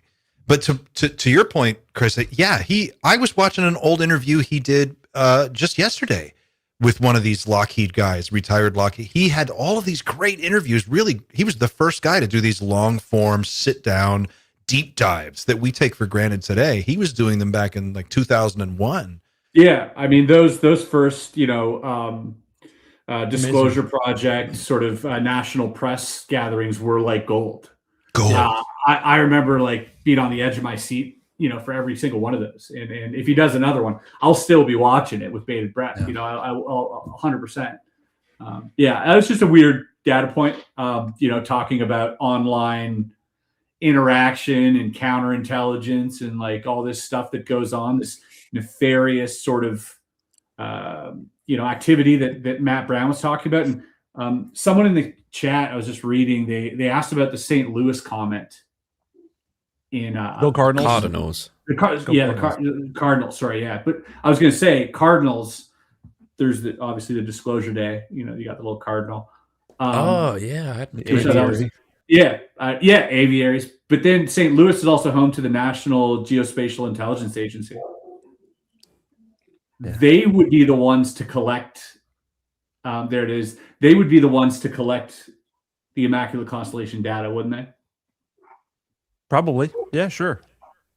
Let's ask Matt. Let's just ask him. And that's in He should just tell us. So that was where my head went. George actually, I thought, made a really interesting point. He said, well, he kind of postulated, he was like, if the Immaculate Constellation program is sorting through all of the data sets that are available and extracting out UAP related data or anything it flags as UAP possibly, then it is possible that when people say we looked in our records and we have no records of anything related to UAPs, he said that could be an honest answer because this program is designed to pull it out so they don't ever even deal with it. It's interesting. I thought that was a good point. Yeah, definitely. There was that Walter Kern interview, wasn't there, that talked about satellites and stuff recently. Pavel, you sent the link to this. I told you about it, but the link is on UAP James's channel. He clipped it this morning. So is Kern talking to Dr. Drew today? He talked to him yesterday. Oh, he did. Yeah, they spoke mostly about the whole COVID thing, but they talked for like 5 or 6 minutes about UFOs and how confident he feels about what he's being told. And as a contrast, Eric Weinstein responded to one of his tweets and he said, "I'm being lied to about UFOs all the time," he said, which I found interesting, that contrast. But this guy talks to Grush directly, right? So Dr. Talking Drew? about no, that's Walter. Love lines? Yeah. This morning about interviewing somebody that informed you that they frequently see things coming and going just above the atmosphere. Can you tell me about that? Well, I've spoken to all kinds of experts and whistleblowers and people who've been involved in the military and intelligence. And one of them who had a role in satellite intelligence told me one time off the cuff, "Oh yeah, we see them come and go all the time." And I was them? And he said, yeah, craft, objects coming into the outer atmosphere from space and leaving it again, particularly around times of war and back when during nuclear tests and rocket launches, especially now. When Elon Musk shoots a rocket off for SpaceX, it is alleged to me that there is interest from these objects. And that it can be picked up on instruments. Now, that sounds wild, but I'm not a journalist because I want to tell you things you already know. I'm a journalist because I want you to tell you things that you don't know yet. And I've tested these sources. I'm not a complete dummy, and I can't, of course, see the tapes of those events, but I can tell you that in the aggregate, I think there's something here. Yeah. No doubt. That was good. There's a clip of a SpaceX launch. Let me see if I can get this to show. Here you go. The one that exploded. Well, I don't know which. A bunch of them exploded, but. Also, there we go. Matt said he has an Elon connection. Elon. We need to ask Elon more questions. If there's music, you might want to turn it off. Yeah. YouTube. Turn it up. Got the shit bumping, dude. Oh, hello, little guy. Yeah. That looked like an orb. Did it pass or a sphere? Did it pass in so front? fast. You said orb. Pay Ryan Bledsoe $15. Yeah, you've got to put a coin in the piggy bank. Oh no. Oh. I don't give a shit. Ooh. It's small. I've heard that before. It goes in front of the rocket, though. Look, there it is. So, I mean, if you could roughly estimate, well, there's a light. So it went between this rocket and this light fixture. Kind of crazy thing. And then it zips off. And then doesn't this rocket explode? No, that's a different video, actually. That's a different rocket. This one is really interesting as well. It's but it also doesn't look like a disc or an orb. Like it has like a limb hanging. Do you see that in the one frame? Yeah. My first thought was bird, actually, on this one. Yeah, like I mean that's what where my head goes to as well. And not but maybe because it's kind of bigger, it could be like a duck. I mean, a duck has a weirder shape. But I don't see. I can't tell. The first few frames, there's like a small like limb or something hanging from it. Maybe you go like I know what Chris is saying. Go. Can you full screen it? Let's go full speed and see if it makes sense. No. Does it go behind anything, or is that like a bug closer to the camera? It does look like it goes between the rocket and that light tower. Okay, so we've got a countdown clock, T minus 27 seconds on the bottom. So we have a time, and in real time, here it comes. That was less than a half second. So fast. Yeah, so it's either a really fast, medium-sized object closer to the rocket, or a moderately fast object very close to the lens that's very small. Yeah. Right? Those are like your options. It looks like it goes behind this tower and then in front of the rocket. But that just could be like if it dropped a frame, right? Like I'm not trying to debunk this, but I'm also we got to. I just sent you guys the one that explodes. If you guys want to play it on the chat, that one is more interesting to me. Do you guys remember the photo of the frog being projected out from one of the rocket launches? And there's like a famous picture of like a frog just like in the fire. No. But I'm very intrigued. Yeah, what? It's a really great photo. That frog is probably like no idea what's happening. Could not even fathom that there's a rocket going into space. The flavor text on this. Hang on. Careful with the audio too. Yeah. The flavor text: UFO destroyed. Fuck yeah, no, that's not clickbait at all. 2016. Okay. It says UFO attack at the end. God, this is already 10 years ago. That's effective clickbait. I'm all in. The red circle. There it is. Oh. Yeah. Like he's in her. Yeah. I could buy that. Maybe it's just this guy. I could buy that this thing did something. There it goes is. by. The frog. Maybe it's just that guy. This little guy right here. What's going through his mind right there, you think? Dude, everything.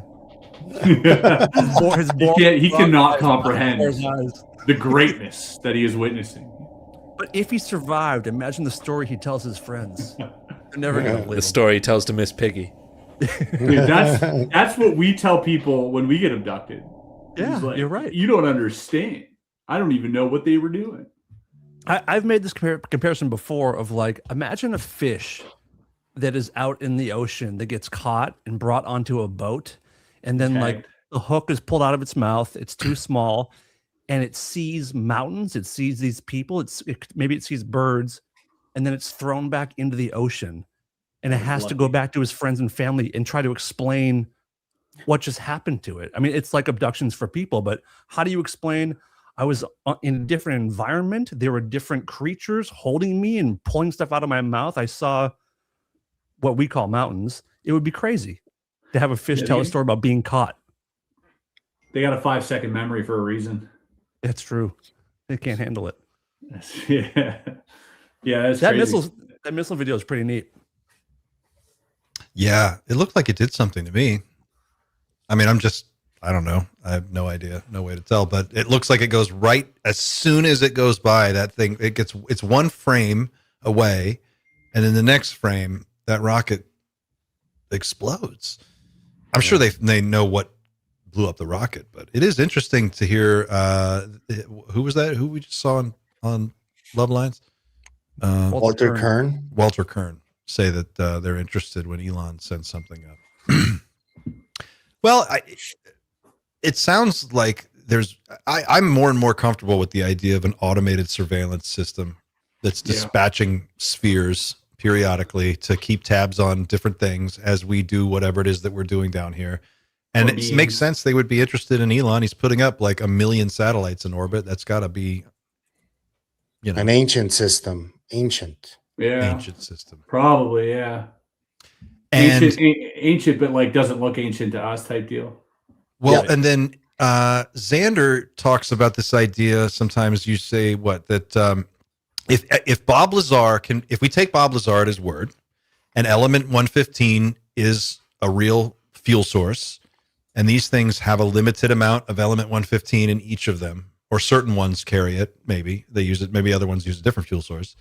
And then if you knew there was an automated system, and you knew how to spoof that system, and then you could maybe summon these things or get them to appear, then you shoot one down. Then there's so when you describe a Cold War scenario where you have Russia, China, and the United States, or the Five Eyes trying to basically stockpile element 115 by trapping these ships, shooting them down, killing the occupants, harvesting the 115 to build, I guess, a bunch of craft, right? I mean, what could you do with a bunch of element 115? How many times do you need to down a recovered Ford Escort before you understand how it works? Like, it's not about understanding how it works. They're not like, this one's the one we're going to understand. No, they need something that's inside it that we can't replicate. Meanwhile, and he's that's just going to be delivering Uber. materials. And it's just going to be materials, and it also lends it sort of then you open up the can of worms of like, well, why would they need element 115 if 0 point energy exists? And you have to start thinking, well, different kinds of fuel for different kinds of activity. Maybe 0 point just isn't powerful enough. Maybe it's unlimited, but not quite. I mean, you can't. It's not, you could run a car on nuclear fuel, I guess, but would you want to? Sure. If you go back to the interview of Hal Puthoff and Eric Weinstein with Jesse, that's where Hal says that there's topological physics that is like the most secret, right? And that has to do with like topological materials, semiconductors, basically, essentially, different types and different kinds. And that's also one of the things that the lady that also disappeared before McCaslin was sort of doing that type of science. So yeah. Also, like if you were, let's say, an extraterrestrial civilization, and you were sort of aware that we're taking down crafts or whatever, wouldn't it, like, isn't it convenient that they give you the hardest element to produce to fly these things when you could probably extract the same amount of energy within an atom or a water drop? Do you know what I mean? Like it seems like, what if we're being psyoped by the aliens too? Like that, this stuff is the densest, heaviest element, the hardest to produce, and we're like working round the clock to make it. Meanwhile, actually the lightest element would do. We're just, so focused on reverse engineering whatever it is we found, and we're getting nowhere. Like that would, make more sense. Like when we fuck with the cat with the laser. Yeah, kind of like we're just keeping them busy. But then I don't know. I also feel like a lot of these crafts seem inert. Like they seem like, you hear about these eggs and stuff. Like it's just an egg. They don't know how the things are flying. Like even Bob Lazar admits, is like, okay, there's a fuel. They have no idea how the amplifier is interacting with the emitter, is interacting with the fuel. All three of them are not connected. They're not connected in any way. So why is it when I turn this drum, that thing starts working? And like, it makes no sense. It doesn't abide by any type of physics that we have. And another thing Bob would say a lot of times is that he has a feeling that they would just like take these craft out, or these whatever, every decade or so, see where we're at with physics, see where we're at with like technology, get a couple guys to tinker on it for a few years. Nope. Back in the vault where it floats, as this giant, solid, inert object that does nothing, that they can't weaponize, they can't fly to its fullest potential. It's just there. It does nothing. And they probably don't understand it, where it's from, what it does, how it works. And that's probably the reason they're not disclosing anything. They're probably just too embarrassed to admit that they have no idea what the hell these things are, or how they work, or where they're from, or anything at all. They have no solid answers. They're probably being psyoped from whatever it is, they're getting it from. But didn't Bob also go out into the desert with John Lear and get all those videos of like really weird test flights and stuff? Mm-hmm. I mean, it seemed like they had made enough progress to at least be flying some of the craft. Sure. Yeah. Who knows? Yeah. Who knows what was flying that thing too? Yeah. Exactly. Yeah. Whether that was ours or theirs or both, or exactly. If there's anything even inside of it. Did you guys ever see that interview with Jason Giorgiani on the Danny Jones podcast, where he talks about the time travel aspect of these devices, these machines? And he's like, there's no way you can't use the craft without engaging in time distortion. There's some kind of a time distortion effect that is just a part and parcel of the physics of the way the craft has to work. So our pilots can fly them, but they get really disoriented, and we can't handle. Apparently, humans just aren't really equipped to handle the time dilation experience, because coming in and out of it just really throws people. And I had not really heard that before, but I watched this clip, and then I went back and watched the interview, and I was like, man, that is really interesting. That's actually on Project Blue Book, the show, because they were using pilots to test these things in the show. Yeah. And the pilots, when they came out, they were like all discombobulated and like really, like they seemed like they wanted to throw up. It was an interesting one. I'm sad that was canceled. It seemed to have a lot of really good information in it. Well, if you take the idea of like the craft is in some kind of bubble and is insulated from our space-time in some way, it's like it's in its own space-time bubble.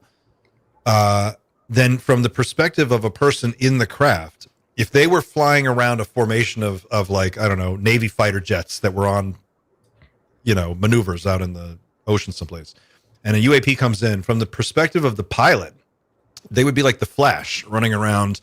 Everybody would be frozen. all these jets would be just in midair, and this thing would be able to like casually just kind of whatever zip around. But to the pilots flying the jets, they would see this crazy erratic movement. And then I guess if you come out of that as a human pilot, if you were in that craft, when you come back, or I guess shut down the craft or turn it off or whatever, then you rejoin your bubble pops and you remerge with our space time. That might really fuck people up. Which could be why they say that these grays are just droids. They're like little biological droids because maybe they're built for that. That's why they fly the things. You know Al Bielek? Do you guys know Al Bielek? The guy from Philadelphia Project? He was so like way back when there's like a 3-hour audio interview with this guy who apparently he says was a time traveler and lived the year fucking 2900 or whatever.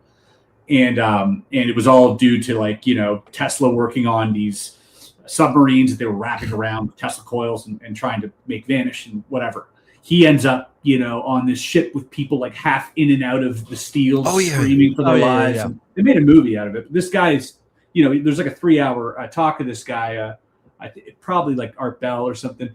And he says at one point that Tesla, as he was working on this technology for the government, was pleading with them to put funding into making some type of device that they could wear, some type of wearable wristband that would anchor them into the current space-time.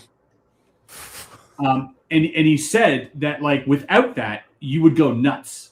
Your brain would because your brain, space and time are both really integral anchors into reality, without which you won't be able to have this proper homeostasis rhythm as a human being. You will be completely thrown off kilter if you're taken out of space-time.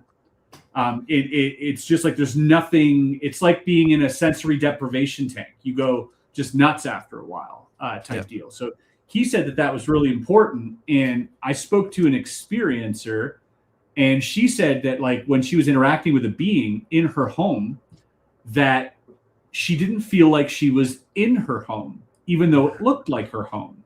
Mm-hmm. And I said, well, these beings have the capacity of stopping time.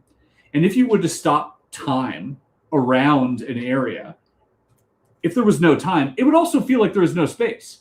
Like you wouldn't recognize your surroundings because you'd be taken out of space. Do you think this has anything to do with, Chris, when people describe a craft coming near them, how they go, everything went silent. Yes. All the birds, all the insects, everything stopped. Yeah, nothing. Yeah, I've heard it called the Oz effect. And I've got several cases from 1977 California where that happened. There's no noise anywhere. It's like a void, a vacuum. What's weird is I've heard two different versions of this. I've heard some people say, right before it appeared, everything got super quiet. The frogs, the mosquito, everything. No insects were flying. The breeze stopped blowing. It was dead quiet. And then other people will say it sounded like an electrical transformer. When you if you're walking down the street and you walk by one of those transformer stations and it's just, or hot power line hum, it sounds like, or an amplifier that's plugged in and turned all the way up. It's like hum.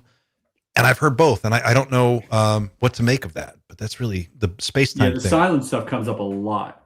And it's like a threshold as well, like a field. People walk into it, if the craft is near. Yeah. It happens with earthquakes too. I mean, I live in LA, and animals go quiet, and dogs stop barking, 30 seconds to a minute before earthquakes happen. Yep. Like birds stop chirping, crickets stop chirping. Like they know something's going to happen. It's bizarre. Boys, I gotta let you go. I gotta bounce. Thank you so much for allowing me to be here and talk to you. Always fascinating, guys. I love listening to you guys. I think you guys are awesome. Thanks for coming and hanging out. No, of course. Yeah, this was really cool, dude. Can't wait to see you of course. Again. For real. Yeah. And remember, Alien or Psyop, Oh! you choose. That's the only reason he came up. Bye, Chris. Bye. Oh wow, man. Let's hear it for Chris Ramsey, ladies and gentlemen. We got it's a star-studded cast here. We've got Gerbio, Schlim Dog Millionaire, Chris Ramsey. Also, there's that story of the crash retrieval where a military guy, I thought it was a colonel or a captain or something, went into a craft and he was in there for 15 minutes and came out with a 4-day beard. So time had gone slower for him in there, and then when he came out, he had like a little beard. Dude, go if I would show it right now, but it's a Disney movie and they won't let me. We'll all get screwed. But anyone who is watching right now, go open a YouTube window and watch the trailer for Flight of the Navigator. This movie was made in 1984. And in that movie, all of the shit that happens to these experiencers, the stuff that they describe is shown in this trailer. Like, this kid has missing time. Everything about his experience is like beat for beat for beat what people describe when coming into contact with these craft or being on board them, and then travel when they go through whatever high speed transport system they use to get from A to B. This time dilation effect. This kid thought he was missing for like 15 minutes, but he'd been gone for 10 years.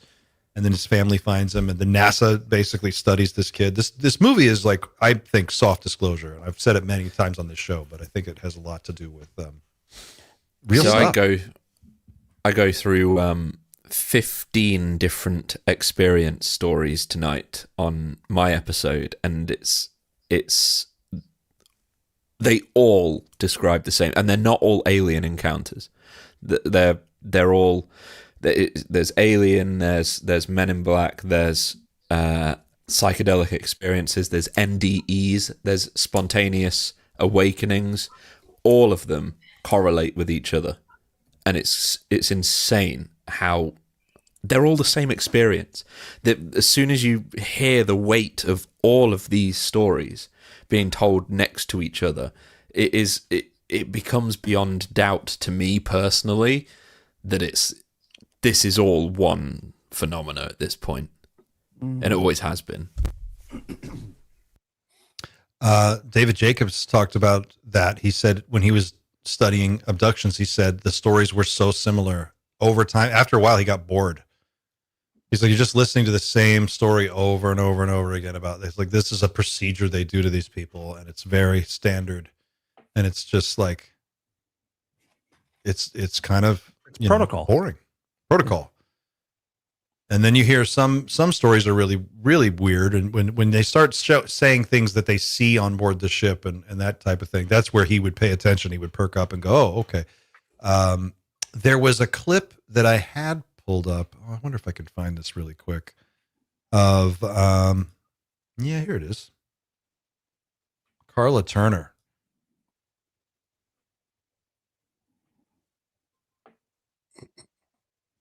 You need to share the separate tab or whatever. Yeah, we're on the rocket launch right now. Here we go. Let me see here. I'm going to pull this up. I just had to find the right part of this.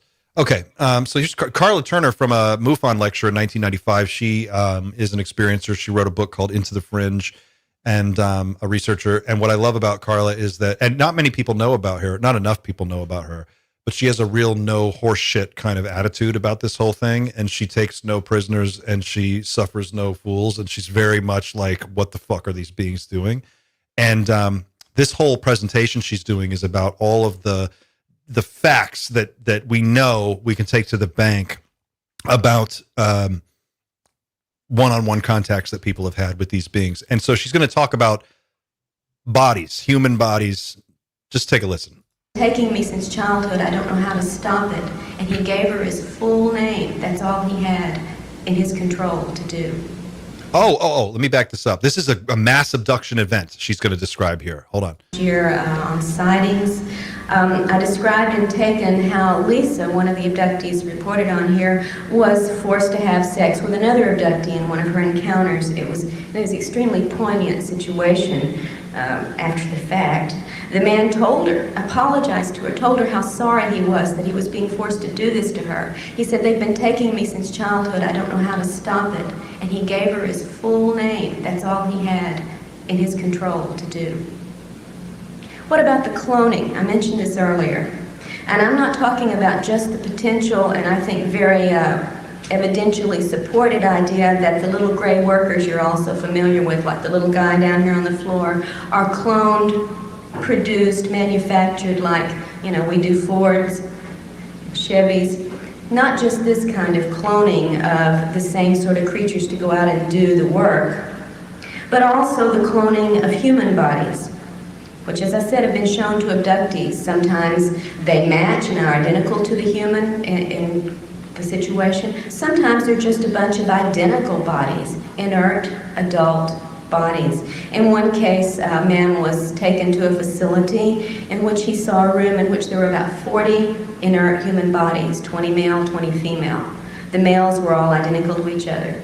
The females were identical to each other, and they were beautiful, blonde, healthy specimens. The fuck?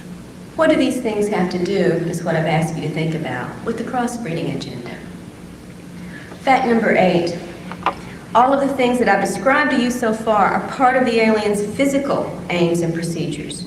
But that isn't all there is to their motivations. The agenda also involves the long-term psychological programming of the abductee.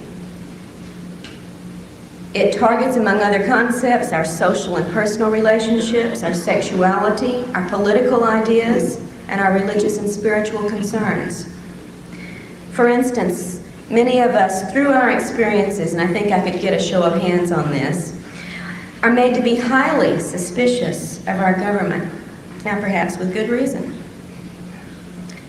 And in general, we become less trusting and intimate with people outside of this field, and very paranoid often of people within this field. As one of the women in the book, Jane, in Taken, has said, the aliens had fostered in her mind a mistrust of the government. Certainly it has changed most abductees' spiritual concerns and social agenda. Isn't this interesting? Like this goes on for another hour, but I mean, this is stuff that you're hearing now like it's news, like it's new news, but this is old information. The cloned manufactured grays. That's old news. That was old in 1995. This is where my fascination lives. This is my favorite part of the topic, is this kind of stuff. I want to know so badly what they're doing, what the point is. And again, you hear the same stories. I mean, I think I told you guys off air last week, or did I tell the story on air about my friend's experience with her son? I tell it on the air. I don't remember. What Okay, is this? she told me I can share it. I have a friend who's an experiencer, a lifetime experiencer, and has abductions and has like a continuing contact to this day. And she told me about a dream. She called it a dream she had recently, but a very weird dream that, you know, when experiencers talk about dreams, you have to wonder, like, and they wonder too, like, is it really a dream or did this happen? But she was on a craft again, and she saw her son laying on her. She was like a young son. I forget his age, but he's like, I don't know, 3 or 4 years old. And he was on a table, the classic kind of, you know, the metal brushed aluminum type table. I don't know if it was floating or not, but she went over there and there were beings around, and they gave her a tool, like an instrument that was kind of like a curved and rounded tipped, again, solid steel reflective tool that had like a tube or like a needle coming out of the front of it. And they kind of gave it to her and just watched to see what she did. And she knew that what she was supposed to do was to like get that tube part inside of her son's penis. And she didn't want to do it, but they were just kind of looking at her like, you know, you have to do this. And she did it, and she didn't know it was for urine or something else, but she felt in this dream, she felt very uncomfortable doing it, but knowing that she had to. And since that happened, she's been struggling to come to terms with like, what was that? Even if it was a dream, what is that? And if it's real, what the fuck was that? Yeah. So now I'm trying to look into, I'm trying to talk to more people about experiences where people have been asked to you use instruments and use these tools given to them by beings. And trying to learn more about that because I've heard a few and it's strange. This is one of those things that I know is very polarizing for people. And this is why the fact that these experiences exist is why I am not on board with the Love and Light Brigade.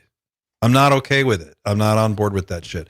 I don't know that there's no threat, and I don't care what Stephen Greer says, and I don't care what anybody says. If a being, as a parent, if I found myself in a situation where my son was on a table and I was surrounded by other beings and they were like, "You got to do this," I would either shove that up an alien's ass or I would go down fighting all of those. There's no way that's okay. And if people are being taken without their consent, from, whether it's aliens or whatever, and I don't care what the story is that they come back with, "Oh my God, it was so beautiful, it was love and light and all this wonderful stuff," it is kidnapping. It's assault. It's sexual assault. It's emotional trauma. It's everything that is wrong with it when a person does it to another person, and it doesn't make a difference if it's a non-human or a mantis in a fucking giant purple robe. That makes it even worse. So, you know, when you start really peeling the onion, and this is what I mean about, you can't just come out and say Roswell happened. Because there's a direct line from that to this. And as uncomfortable as it may be to walk that line, at some point you have to deal with the fact that people are being taken, lots of them. And regardless of what the reason may be that is given to these people, as Carla Turner in this presentation I'm showing you here, this is what it's about. She's saying in this presentation, and I encourage everyone to watch it, and I'll put a link to it in the chat really quick. But she's saying, we've got to call bullshit on the Love and Light Brigade because this is real. What's happening to these people is psychologically destroying them, and it's dark. And that might be what some of the people in the know that we've heard from in the last few years when they say, "Oh, yeah, it gets pretty dark the closer you get to the truth." I feel like this is where it goes. Yeah. I feel like you wind up here. She says, by the way, real quick, Dan, just to finish one thing, because I wanted to show this part, but I couldn't find it. She says in this segment somewhere in here, she goes, one woman was shown her clone, and she was told that she would be removed and her clone would go in her place and go to work and come back home and pick up the kids. And she was shown this. She's like, "We have a copy of you that can go do the things and stand in for you, so we can pull you out anytime we want." That was fucking weird. Yeah. Nothing's beyond anymore, is it?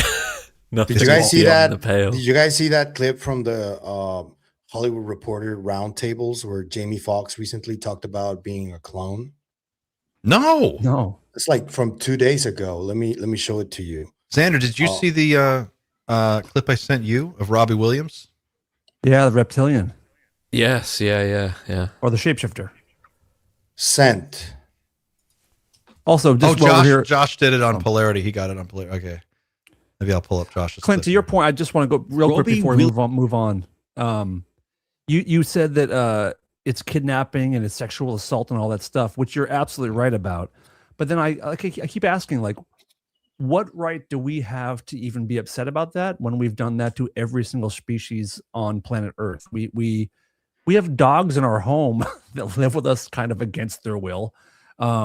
We've taken dolphins out of the ocean and tagged them with bears and squirrels and we've done that. We've done what you're saying to everything. And I think it's. Yeah, do we have any right to be upset about it? Well, I think it's just important to recognize that we just don't know. Yeah. Like, my cat doesn't know. She might consider it sexual assault when I have to take her to the vets to have her arsehole shaved because she's just too fluffy. Like, she's one of those really fluffy extra cats. to get my asshole shaved.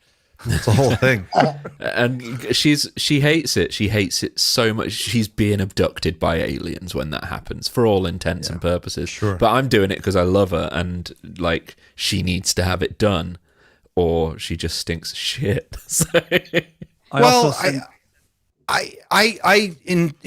in spirit, I see where you're going, Dan, and I don't disagree with you in principle. I do think that the brass tacks, reality of being face to face with your own lifetime experiences of being taken against your will having nothing to compare that to personally, I don't feel like I'm in a very good place to say much about it, but I would assume, and again, as a parent, if somebody takes my kid, I don't really give a fuck. Like now we're in a whole nother planet. We're on a whole different fucking world now, and everything, all bets are off. So I think that's how most people would instinctively react, whether or not there's a moral, high ground here or not. I don't know if that's, but also that's a bigger question.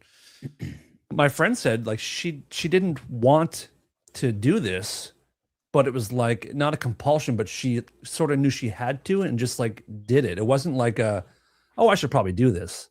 She didn't. Again, David Jacobs, last week we showed that clip of David Jacobs, and he goes this, and he said that he's like, they can control us. They can make you do things. They make you do things you don't want to do. They can make you feel good while you're doing them, and then after you're done, you're going to feel like, oh my God, what have I done? So she sketched the device really well, and I put it in ChatGPT, and I showed her a version. She said, change this one thing. And I sent her back this. She goes, this is exactly what I was given. Can you imagine that going in your penis? Jesus Christ. Dan, I know you've mentioned you're interested in tools and instruments. Can we expect something from you? And when and what will that look like, if you can share? I do have a plan. I'm just kind of in a research stage now, and I wanna just get as much as I can together first before I do something, but I am working on something about that exact thing. Yeah. Can't wait. Cool. Thanks. Appreciate it. Yep. That is, I've got this clip here. I want to show Robbie Williams. You guys want to see? Have you seen this? Have you guys seen this? I haven't watched it yet. No, I'd love to see it. Oh my God. So Josh got picked up on this, and let's show it here. Let me, wait, did you click? Cue it, or did I cue it? Here we go. All right. Actually been out to Skinwalker Ranch with Jeremy Corbell, with George Knapp. Yeah, I guess that the only thing that stops me from going, hey, I'm a full-on believer, is because of what other people think. If I'm honest, I'm just sat here, contemplating what my motives are. It's like, I believe there's other stuff there. I've said it. I always try and qualify that with, but I'm not sure because I might be crazy, and don't worry about me. I'm just an idiot. But I do believe, and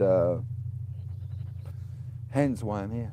He's spoken openly about his own UFO encounters. I believe he's had at least 2, and we're talking about like giant-sized craft that have gone over his head. We've covered these a long time ago on the channel, but here he is in the last 24 hours in a radio station in Melbourne, Australia, talking about a reptilian that he saw face to face. Let's take a look at this clip. Let me tell you this.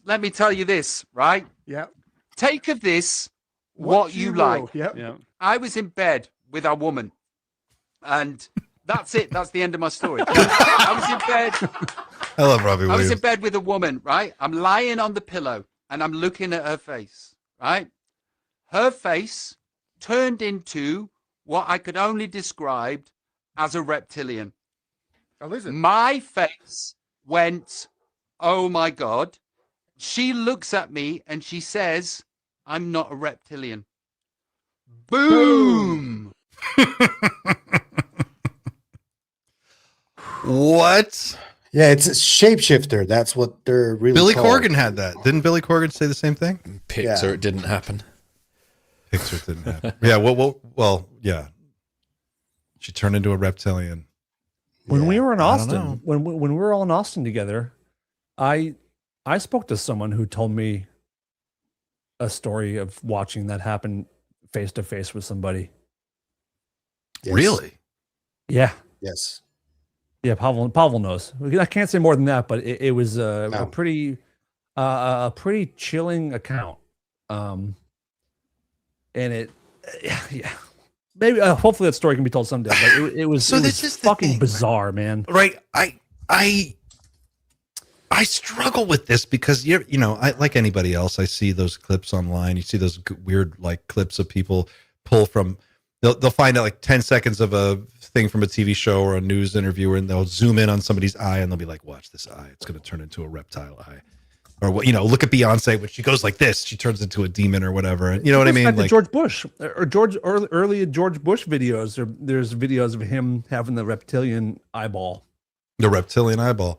Yeah. I have a hard time with that because it just seems so, you know,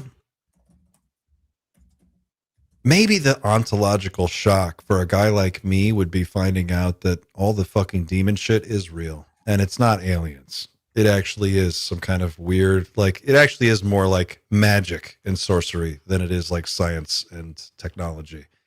And maybe that would be the ontological shock, that we built a world on materialism and this sort of like reductionist approach to like finding a physical explanation for everything. But in point of fact, we actually took a wrong turn a couple hundred years ago and we missed a lot of shit.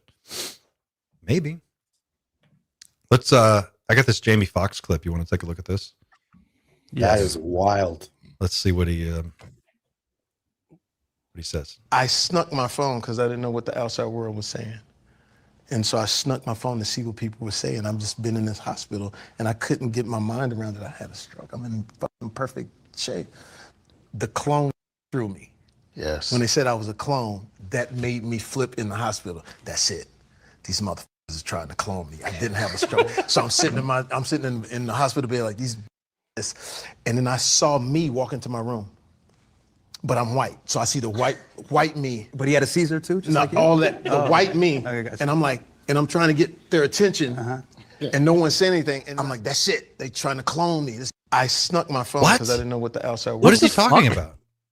Let's watch it again. Yes. Hold on. That is and so I snuck my phone to see what people were saying. I've just been in this hospital and I couldn't get my mind around it. I had a stroke. I'm in fucking perfect shape. The clone threw me. Yes. When they said I was a clone, that made me flip in the hospital. That's it. These motherfuckers is trying to clone me. I didn't have a stroke. So I'm sitting in the hospital bed like these, and then I saw me walk into my room. But I'm white, so I see the white me. But he had a Caesar too, just like you? all that, the white What me. the fuck? And I'm like, and I'm trying to There's get a their longer attention. clip. And no one said anything. And I'm like, that's it. They trying to clone me. He was like There's a close to longer death a year or two ago in the hospital. And Can he's we talking just about- say Jamie Foxx looks great, man? How old is he? He's got to be like what, 50 He's in his something? 50s. He's in I think he's 4. That Well, clone, that the particular old clone. him, yeah, four. the old him was 50, and this guy's 5 years old. He looks amazing. I don't know. He's like whatever he's doing. He might be a clone. He's 58, actually. Is he almost God 60? damn, man. Almost 60. God, I that's totally would. unbelievable. I so would. You would switch for Jamie No, no. Foxx. He's a triple No, no. threat, man. I would. You know what I'm saying? What about the white version or the which one do you want? Dude, I'll take both Yin Yang, Jimmy Fox. Give me both. All right. I'll take them both. Chocolate vanilla swirl. Oreo, take it. biracial Eiffel Tower. There it is. Uh, More like Jimmy So on that Fox, note, right? Oh my God, that was great. How are we only at 1,173? We need to be up at 2,000 by now, guys. If you By the haven't hit way- that like button by now, please hit the like button. Are we wrapping up? I feel like we're close. I mean, how much time do you guys have? What do you? Did you watch the? I shared a video. I know Pavel watched it. I know Xander watched it. Did you guys see on YouTube? There's this YouTube page. It's all like police body cam footage, and there was a cop who got called into Area 51 because someone had snuck in. So it's body cam footage from inside Area 51, going further than anyone's ever been, like footage we've never seen from Area 51. And they interviewed this guy who's like super calm and very like super calm, cool, and collected. And he's like, I'm here because this place deals with time dilation, and I'm trying to figure out what's going on here. I'm like, I've been here before. I've lived this before. You can remove me from the base, but like, I'll just be here again. And the guy's he doesn't sound crazy, and he has badges on him. He has work badges from I think the U.S. Army, Redstone, and NASA, and his badge is kind of checked out. This is the guy the cop is going in to talk to?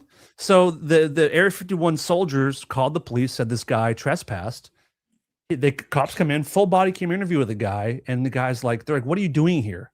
And he goes, it was my birthday yesterday, and I just want to come check this place out.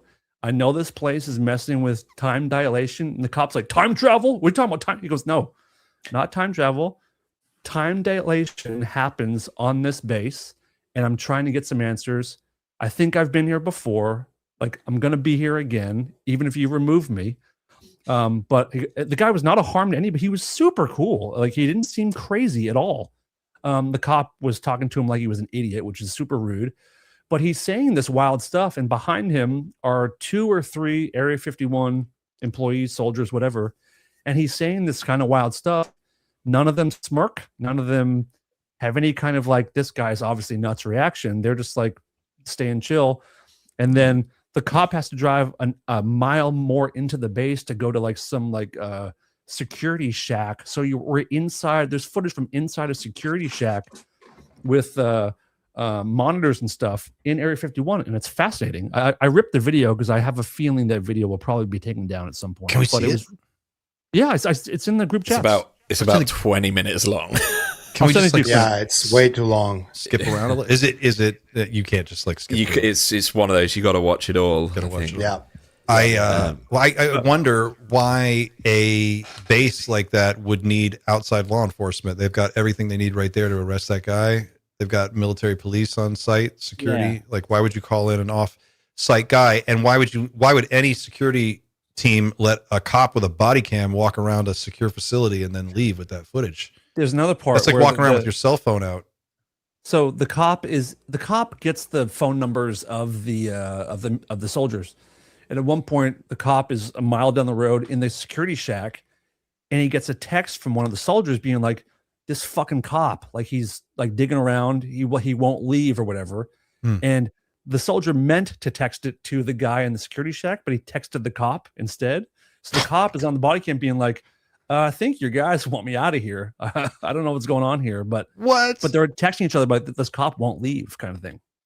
This sounds like some really goofy security. Like, they're not very good. It's the overarching I thing. don't know what it means, but the feeling I got was it was really Groundhog Day. The guy seemed to be under the impression that it doesn't really matter what happened to him that night. He can just try something else the next day.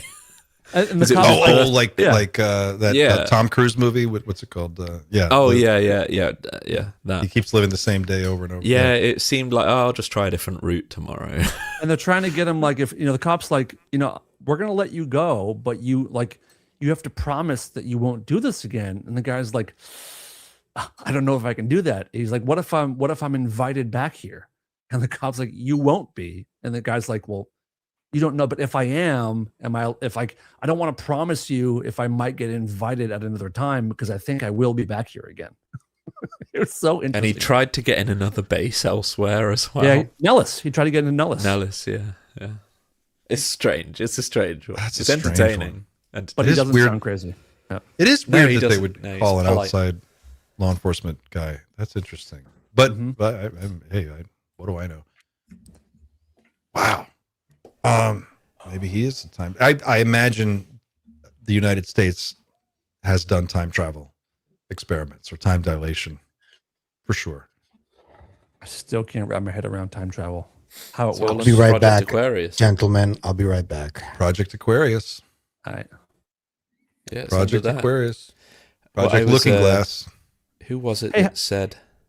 It was Eric Davis, wasn't it, that said that Ford was briefed, but the guy that was ontologically shot the president. Carter. Carter. I always get Ford and Carter mixed up. Yeah, it was Project Aquarius that he was briefed on. Project Aquarius. Yeah, that's what Eric Davis is saying. And he was told that by a former White House staffer that was the staffer he was like the senior staffer at the White House at the time that meeting happened. And the Project Aquarius document that apparently is very difficult to find online, but probably isn't, is basically like a recreation based on the notes of the economic advisors that were also in the meeting, that after the meeting, the briefing, they all went to a motel and they all basically like passed a notepad around. Oh, that's right. To try and recall absolutely everything that they'd just been see, because you can't take these documents when you're in the meeting. You have to give them back to the I think it's CIA, isn't it, to go and then shred the document. But even those so compiled notes that they made, that was destroyed at some point too, right? Apparently they were scrubbed from the internet, but I think we could probably find them. I would love to see that. I know what they look like in my head. I'm sure I've seen them before, the Project Aquarius documents. But apparently they're real, and Project Aquarius has Project Looking Glass, Sidekick. That confirms Lazar. I don't know whether it confirms Burish, because the Aquarius documents, he could have just read them and made up a story around them. But yeah, time dilation. Time Project dilation. Looking Glass. Clint, what's up with your Burish project? Oh my God, I'm trying to get some connective tissue here. Because it's what it is a lot of interviews. It's a lot of old interviews with Dan talking about a lot of really like 4 or 5 specific topics that he gets into over and over again. But each time he does an interview, he reveals different little bits and pieces. So you kind of have to group it by topic. But it needs some connective tissue to tie everything together, because otherwise you only have Dan's word to go on. And the documentation is there. And Brian Jackson's done all the legwork on this research. So my biggest challenge has been trying to get this all into a digestible format. And that's really the thing that I'm struggling with, because there's so much material. It's like 9 hours. If you just laid it end to end, it could be like 10, 12 hours worth of stuff to just go through, that you could lay it end to end and have the complete picture, but that's just way too much. So I'm trying to condense it without losing anything. And that's more of a challenge than I expected. I can't wait. Yeah. It's coming along. That's why I said summer. I didn't say this is something I'm putting a lot of special time into, and I'm not trying to rush this. I want to get it right. So, yeah, we'll see. Hopefully, Speaking I of get it other done before things, Contact. We've got the S4 documentary finally coming I feel like we out, should and end it's on that. soon. Yeah, I have it queued up ready. Yeah, guys, you're in for a treat. If you haven't seen this, Luigi and the team over at Project Gravatar dropped the new trailer for S4, the Bob Lazar story, and it is a spicy meatball. Let's take a look.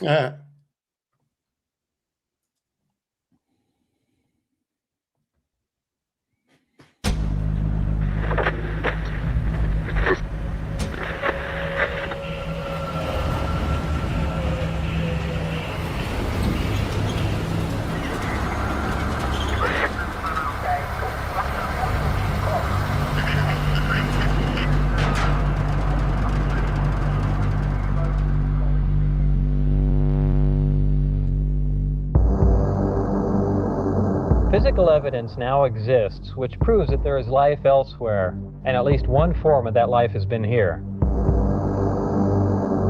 As of 1989, that evidence was in the custody of the United States government.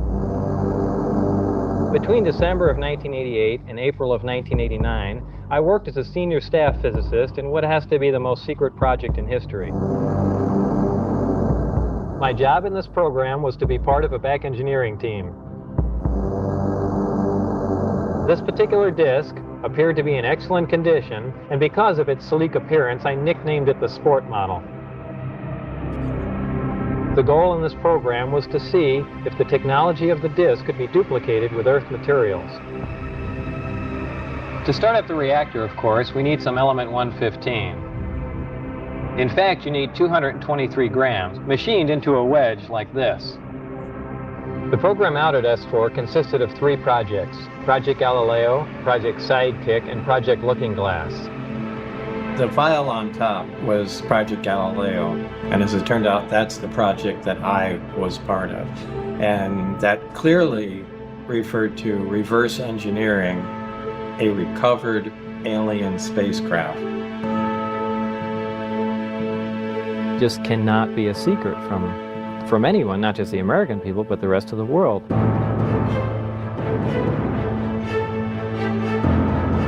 All this stuff is something that happened to him. It's not who he is.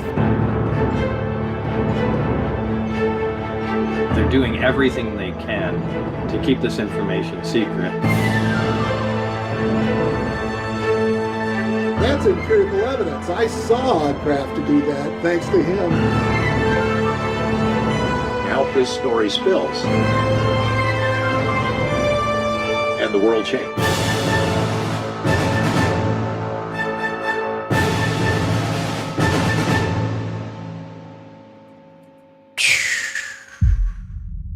Like, who? That's not AI, is it?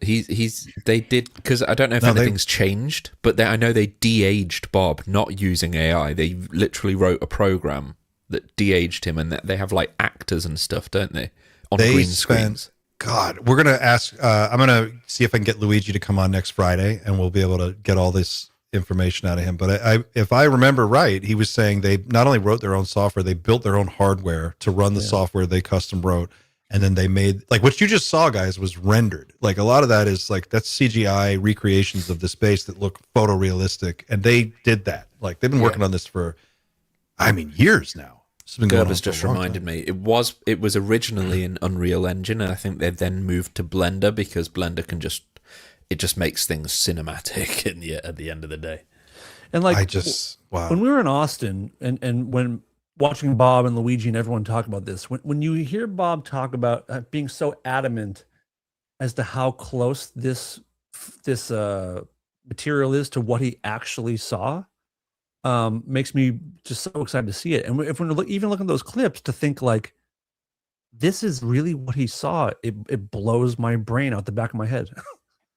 Like when you see the craft going across the desert, I would give anything to see that. To stay inside the sport model?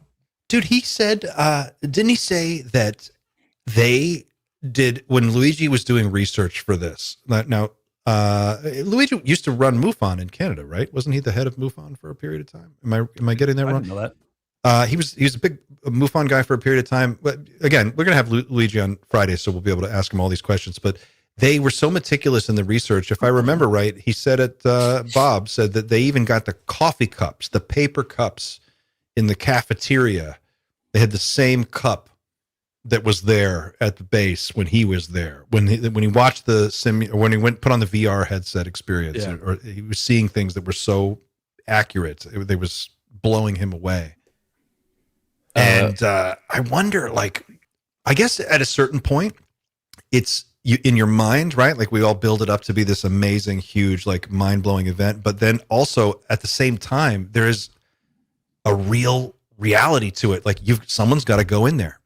Someone's got to bring in a fucking extension cord. No one can see shit. We got to get some lights. Go down to Home Depot, pick up some lights, get a case of Mountain Dew while you're there. We're going to be here all night, people. We're going to get in there. Your floor-time shoes, you walk in, you're stepping into an alien craft, but you got to get in there and start figuring it out, I guess. I remember Venditelli saying that he basically found a treasure trove of the most mundane photos on the internet. You can find them; they are public, but obviously they removed the ones that you can't have a look at because there's aliens and stuff in it. Sure. But, there's a load of mundane photos from just laboratories in Area 51 and things like that, and they used those as references. And they also apparently even tried to find out what the weather was on the days that Bob was there, so that they could mimic the same sort of cloud formations and things like that, it affects lighting and everything. So they wanted to get it. They were basically like way more detailed than they needed to be, to make sure that what we see was quite literally exactly what Bob saw. And when we were in Austin, that's exactly what Bob said. He said, "This is literally it. There is no other word except what you're going to see is literally what I saw." Grelch in our chat asks, how does someone remember the kind of paper cup that was used in your office 40 years ago? That's a good question, but I think it's those little details that make me believe this stuff. It's those little tiny details of the day-to-day kind of mundane. Yeah, I come in and every day I got to go to the cafeteria and get some, I get a coffee, and there's things that just are part of your day that you would remember. And it made me think of, like, there's this coffee cup that you used to see a lot in New York, and at all the food trucks. You know, go to the little get a cup of coffee or something. You'd see these little Greek-looking paper cups. This is like a New York thing. You used to see this everywhere, and now you don't really see it as much, but you still find them around once in a while. In fact, if you watch movies from the 90s and 80s, you'll find that like every time someone's in New York, they're drinking a coffee at like a little New York newsstand or whatever. This is what they're drinking from. And it's like little details. I remember this just because I you know, you see it. I think that, I don't know, that's what lends it credibility to me. You know, he's like, oh yeah, it had that same little design on there. It was like something about that little design that. Yes. It's also the kind of thing where like maybe Bob didn't describe it, but when he saw it, it was like, that's the one. Like you just showed me that cup. If you asked me about that cup, I could never explain it. But you just put on the screen like, oh yeah, I've seen that. Of course, I've seen that. Yeah, it's like, you know what it is. Jogs a memory. Yep. Yeah. I wonder if they perhaps like, once they found a picture of the coffee cup, they then went onto Google and found some similar pictures of other coffee cups from other sources and showed Bob, and he was maybe like pointed at the one that was at Area 51. Right. Like, oh, cool, that was the one. I don't know. That's a test I would do. Domic 1983 says, have you guys ever wondered how Lazar knew there was a reactor on that ship and that it required 220, I think it was 223? Was it 226 grams of 115? Could it be that the owners told them? He was there to work on the reactor.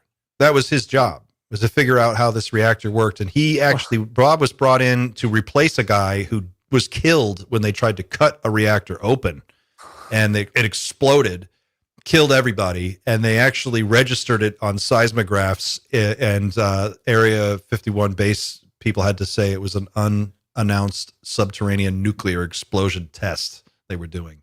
So atomic test. I never thought about this. So the reactor exploded?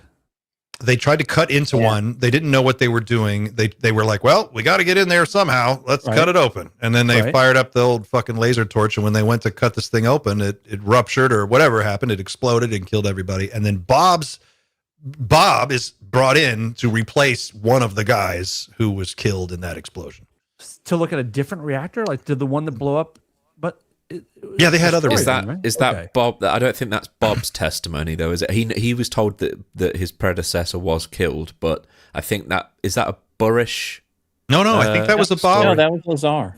Lazar literally said that it had to be covered up as a underground nuclear explosion. Yeah, unannounced. Yeah, he said it on Joe Rogan. Oh, okay. Awesome. Yeah, that's where it was. Yeah, and he was with another guy. He had a lab partner or like a research. There was another guy that he worked with Barry. when he was who?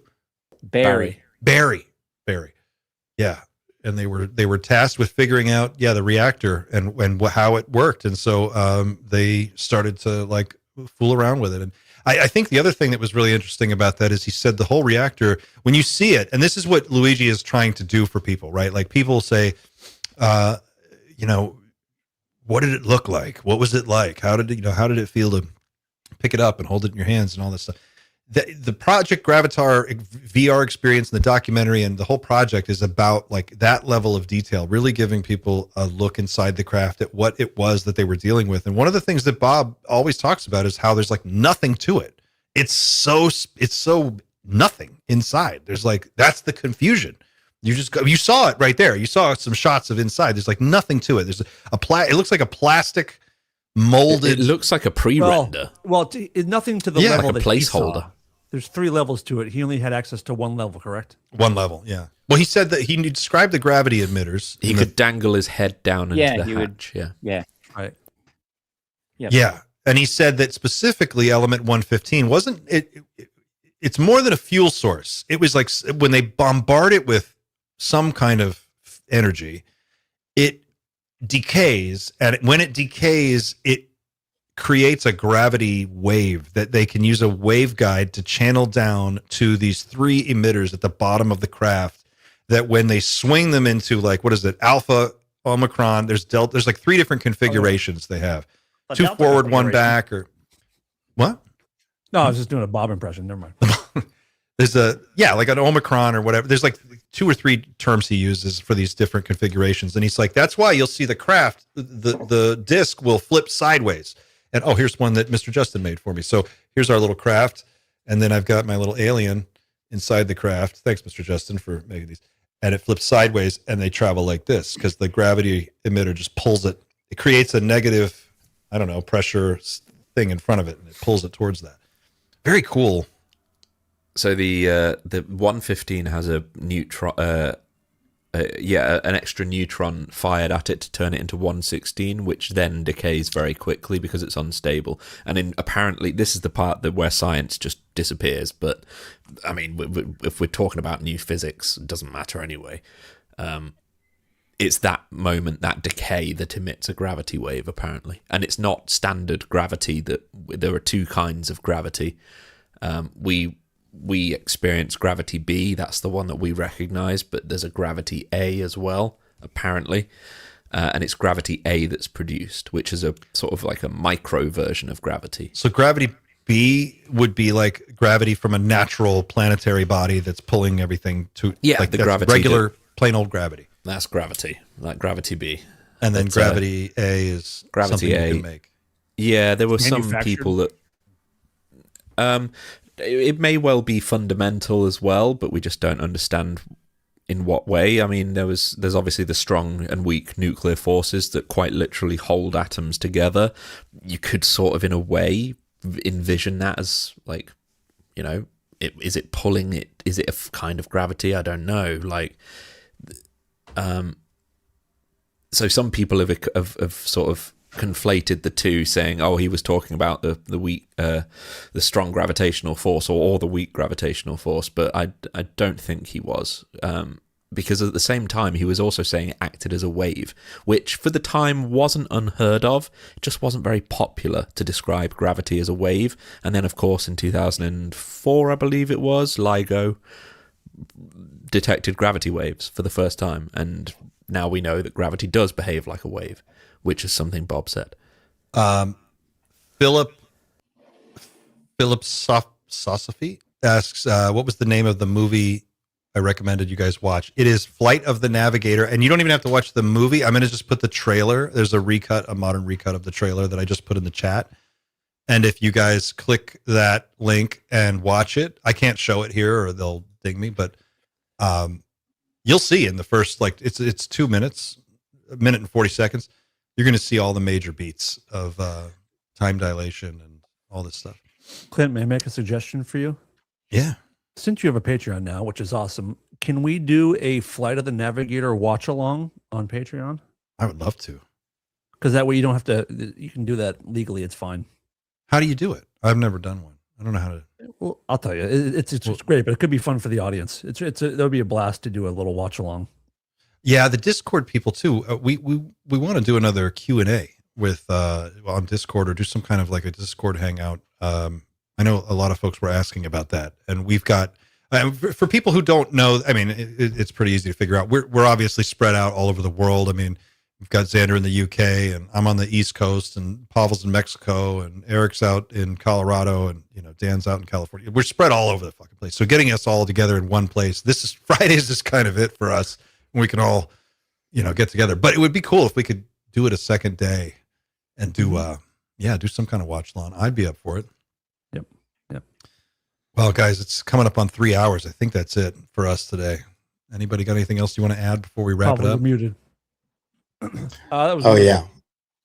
I loved it. I do want to people to look out for my next video on Psicoactivo, because I'm gonna do like the follow-up of Matt's interview was today's interview between Stephen Diener and Jeff Nucitelli. And they talked about more details of the initiative, of the harassment that they've suffered. And Jeff talks about an encounter that he had that he hadn't discussed before, which I found really interesting. He did? From 2003. It's new for me. I don't know. Probably you've heard it, Dan, but it's news for me. Oh, cool. Can't wait to go watch. Cool. Yeah. Somebody in the chat just asked, Outhouse Mouse 2 wants to know what company makes the UFO necklace that Clint has. Okay, so this is the necklace. Let's see if I can show it here. I'll get a little closer. I'm wearing it, so it's kind of hard. This is called Welcome Aboard. Let's see here. Can I go full screen here? There you go. and Mitch Onger makes these. Mitch's website, I just had it. Where is it? It's Earthen Objects Jewelry. And the triangle one is my favorite one. I got it on the screen right here. Earthen Objects Jewelry. You got it? There it is. Yeah. Let's see. Look at that thing, guys. Yeah. It makes the coolest shit. He has the Tic Tac or the Tic Tac Fleer stuff. Good stuff. Go here if you guys are interested in supporting somebody who really works hard at this and does an amazing job. Mitch does amazing work. He makes each one of these by hand. It takes a long time. It's a very detailed process, and it's painstaking. But like this one, look at that thing, dude. Yeah. So he gave me the three. I had this one, the TR3B one that you have, and the Welcome Aboard, and this one.